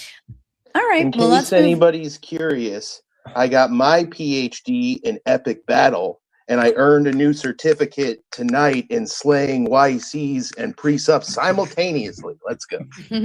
Fair enough. I'm going to kick it over. Sasquatch, welcome, my love. Miss your face. Hello. I'm not even sure which direction you're going to go, but I'm excited nonetheless. I'm actually going to keep it largely secular, but for the record, I'm agnostic, raised by Southern Baptists. So if you ever wonder where secular people get their morality, it's from their religious parents. Yeah, I mean, it's from where? It seems obvious to me. The religious it's from where? But that's neither here nor there. My question is, what is the primary driver of mutation? What was the question? Sorry, I missed it. What is the primary driver of mutation, I believe was what he said. Oh, that's a good question. Primary driver of mutation is the imperfect nature of chemistry and molecular geometry. So mutation isn't common. It happens, for like one. Yeah, sorry. I'm getting to a point. Go ahead. So what you need to promote mutation at a measurable rate is a consistent reproduction pattern for it to be a consistently measurable rate. one of the issues that I see y'all running into between the two schools of thought here is, like, he kept bringing up very specific D-loop patterns, which are largely used to determine the age when an individual died, not so much how old they are or where they stand in a particular family tree, although they can lend credence to, you know, one being older versus another, because, you know, ancestry does carry DNA from their parents. My point is this: how do you rectify the fact that 90 some odd percent of the human race is derived from a handful of villages that developed farming right around 6,000 years ago? You know, when the huge, enormous population boom takes off and all of your data goes back to 6,000 years, and what, you just don't look any farther? You say, "Eureka, we found it." Question to us or Austin? Or Yeah, I mean, kind of hard to tell where you're coming. why do you chop it off at 6,000 years? That's my question. And when it comes to the DNA data specifically, Well, because that would take us right back to the creation event with Eve, with the Y chromosome. It would take us back. presupposition. Thank you, sir. Yeah. Can you repeat yourself? Your presupposition. It carries you back Well, to we've your all own got presuppositions. So answer. I'm pointing. Okay, I understand. Okay, we're pointing out that the Bible says one thing. The biblical Adam and Eve. God created two people, Adam and Eve. Jesus says from the beginning of creation, he made them male and female. Adam, the first man, Eve, the mother of all living. That's what the Bible says. Okay. You can agree with it or disagree with it. So we go to the scientific That is what the data. Bible says. The beginnings of your sentences are starting in the middle of mine. Are you okay? As I know a couple of them earlier were crashing out. Okay. You'll be fine, sir. Just continue. Relax. You'll be all right. Do you believe you're related to grass and ladybugs as well? I think everything on this planet's related some way or another. Okay, I'll add you to my chart on that. So the Spell scientific Sasquatch data. So I understand you're excited, okay? Because I'm about to demolish your point. So we go to the scientific data. The D loop is neutral for the most part. So mutate. That's why a lot of these studies, like Parsons and Howell, they like to look at the D loop because the mutations there are going to stick around. It's the control region. They're neutral. So they get a mutation rate. It's fast. And they point out that, oh, wow, okay, if we take this observed rate, we go back roughly 6,000 to 6,500 years. So the Bible's claiming to be the history book of the universe. We look at the scientific data. The scientific data could have contradicted that, but it turned out to confirm that. So yeah, that 6,000 year point would be the creation point. The Y chromosome goes back to Noah at the flood bottleneck. There you go. But so basically you're saying something that me and Joe kind of talked about when we were prepping, which is that it's not like you looked at these scientific papers and saw 6,500 years and was like, oh yeah, okay, that makes sense. You saw you read the Bible, and then you went out and you found papers that said 6,500 years. No. Just no. Okay. Sam, you want to respond to that, or do you want me to respond to that? Yeah, go ahead. Okay. So you go to the data. And so, for example, before I was a Christian, I looked at the scientific data. I looked at the scientific data of mutation accumulation and how it puts shelf lives on genomes. That told me that, wow, the ape to man evolutionary story has some serious contradictions. Let's test it to the scientific data. I talked about this earlier, where you have the data and then the interpretation of the data. Yes, you told all of this. How much of the data do we look at, Donnie? You're looping. Well, you keep asserting, Joe, because you don't understand the science of the issue. You keep asserting that I'm cherry picking when I've showed you several studies. Howell, Parsons, Santos, Helgeson. Helgeson so why does Parsons is a multi-generational pedigree, and yet you still keep asserting that I'm only looking at single generation pedigrees. Why does Parsons only look at 7% of the data then? I already explained, and let's see if you understood what I said. So reiterate why Parsons looked at the D loop. Go ahead. Let's see if you're listening. No, I want you to tell me why. Yeah, exactly. See, listen, dude, it's just so bad for you here. So many. Why are we disregarding 93% they look at the D loop for the 10th time. Scientific community supports. They look why at are we disregarding that? They look at the D loop. I was trying to cover that. It's largely neutral. The mutations accumulate in a neutral fashion. That's why Austin Parsons can't seem to guys. I understand you're excited. Hold on. Let Donnie finish his thought. when you actually extend from the D loop to the entirety of the mitochondrial DNA, the coding regions, the mutation rate is going to be faster. And if you want to do mathematical calculations, Austin, looking at the max diversity in the entirety of the mitochondrial chromosome, you can't just look at the D-loop mutations. If you want to do mathematical calculations, that's why you need you to were look at phylogenetic notice how he's rates. being demolished, and he can't. You need to look at phylogenetic rates, not just pedigree rates. Parsons, Howell, Helgeson, Shu, they're all pedigree rates. Not a single one of them is a phylogenetic rate. Okay. So again, okay, Sarah, here's what I have to do. Here's what I have to do, because I have to go catch a flight. We're at the 3-hour mark now. Donny. Every single one of you can absolutely stay along. Mr. Balderson is going to carry in my stead while I go hop on an airplane and head home. I'm so excited to go home, but I don't want to leave, but I have to. So what I'm going to do, I'm going to read just a couple super chats, and then I'm going to raid anyone watching over on the Raging Tomato side. I'm going to raid you over to Mr. Balderson's channel. Also, the moderator or the wrenches will be dropping the links into the chat, I'm sure.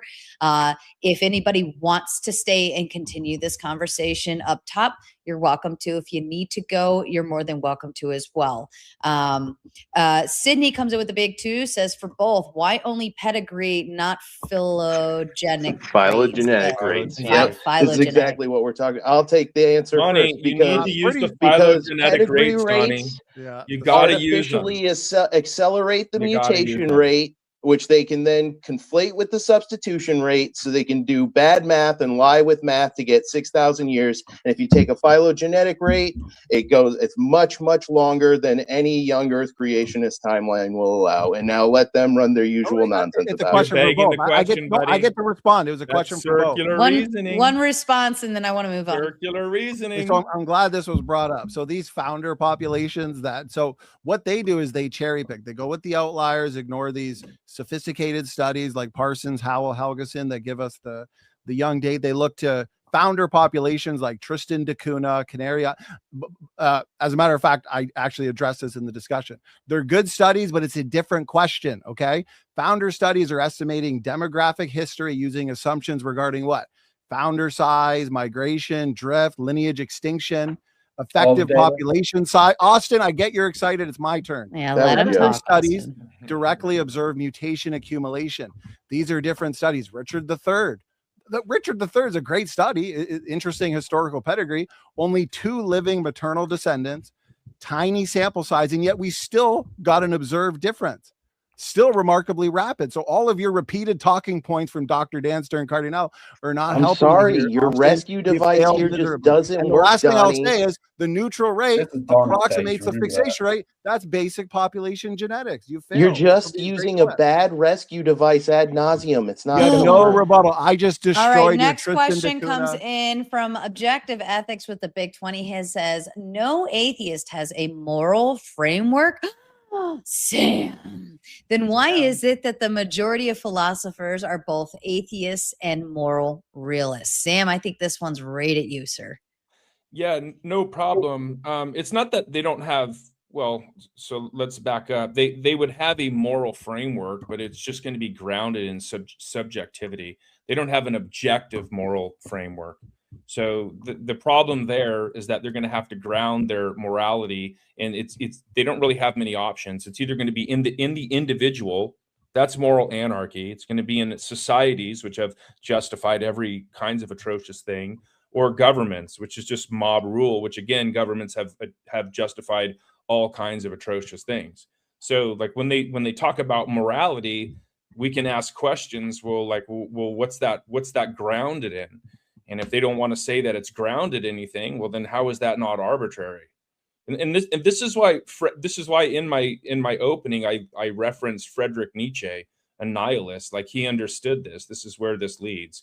You can say that there are like moral states of affairs, but it would just be your interpretation. The ontology of ethics there is missing.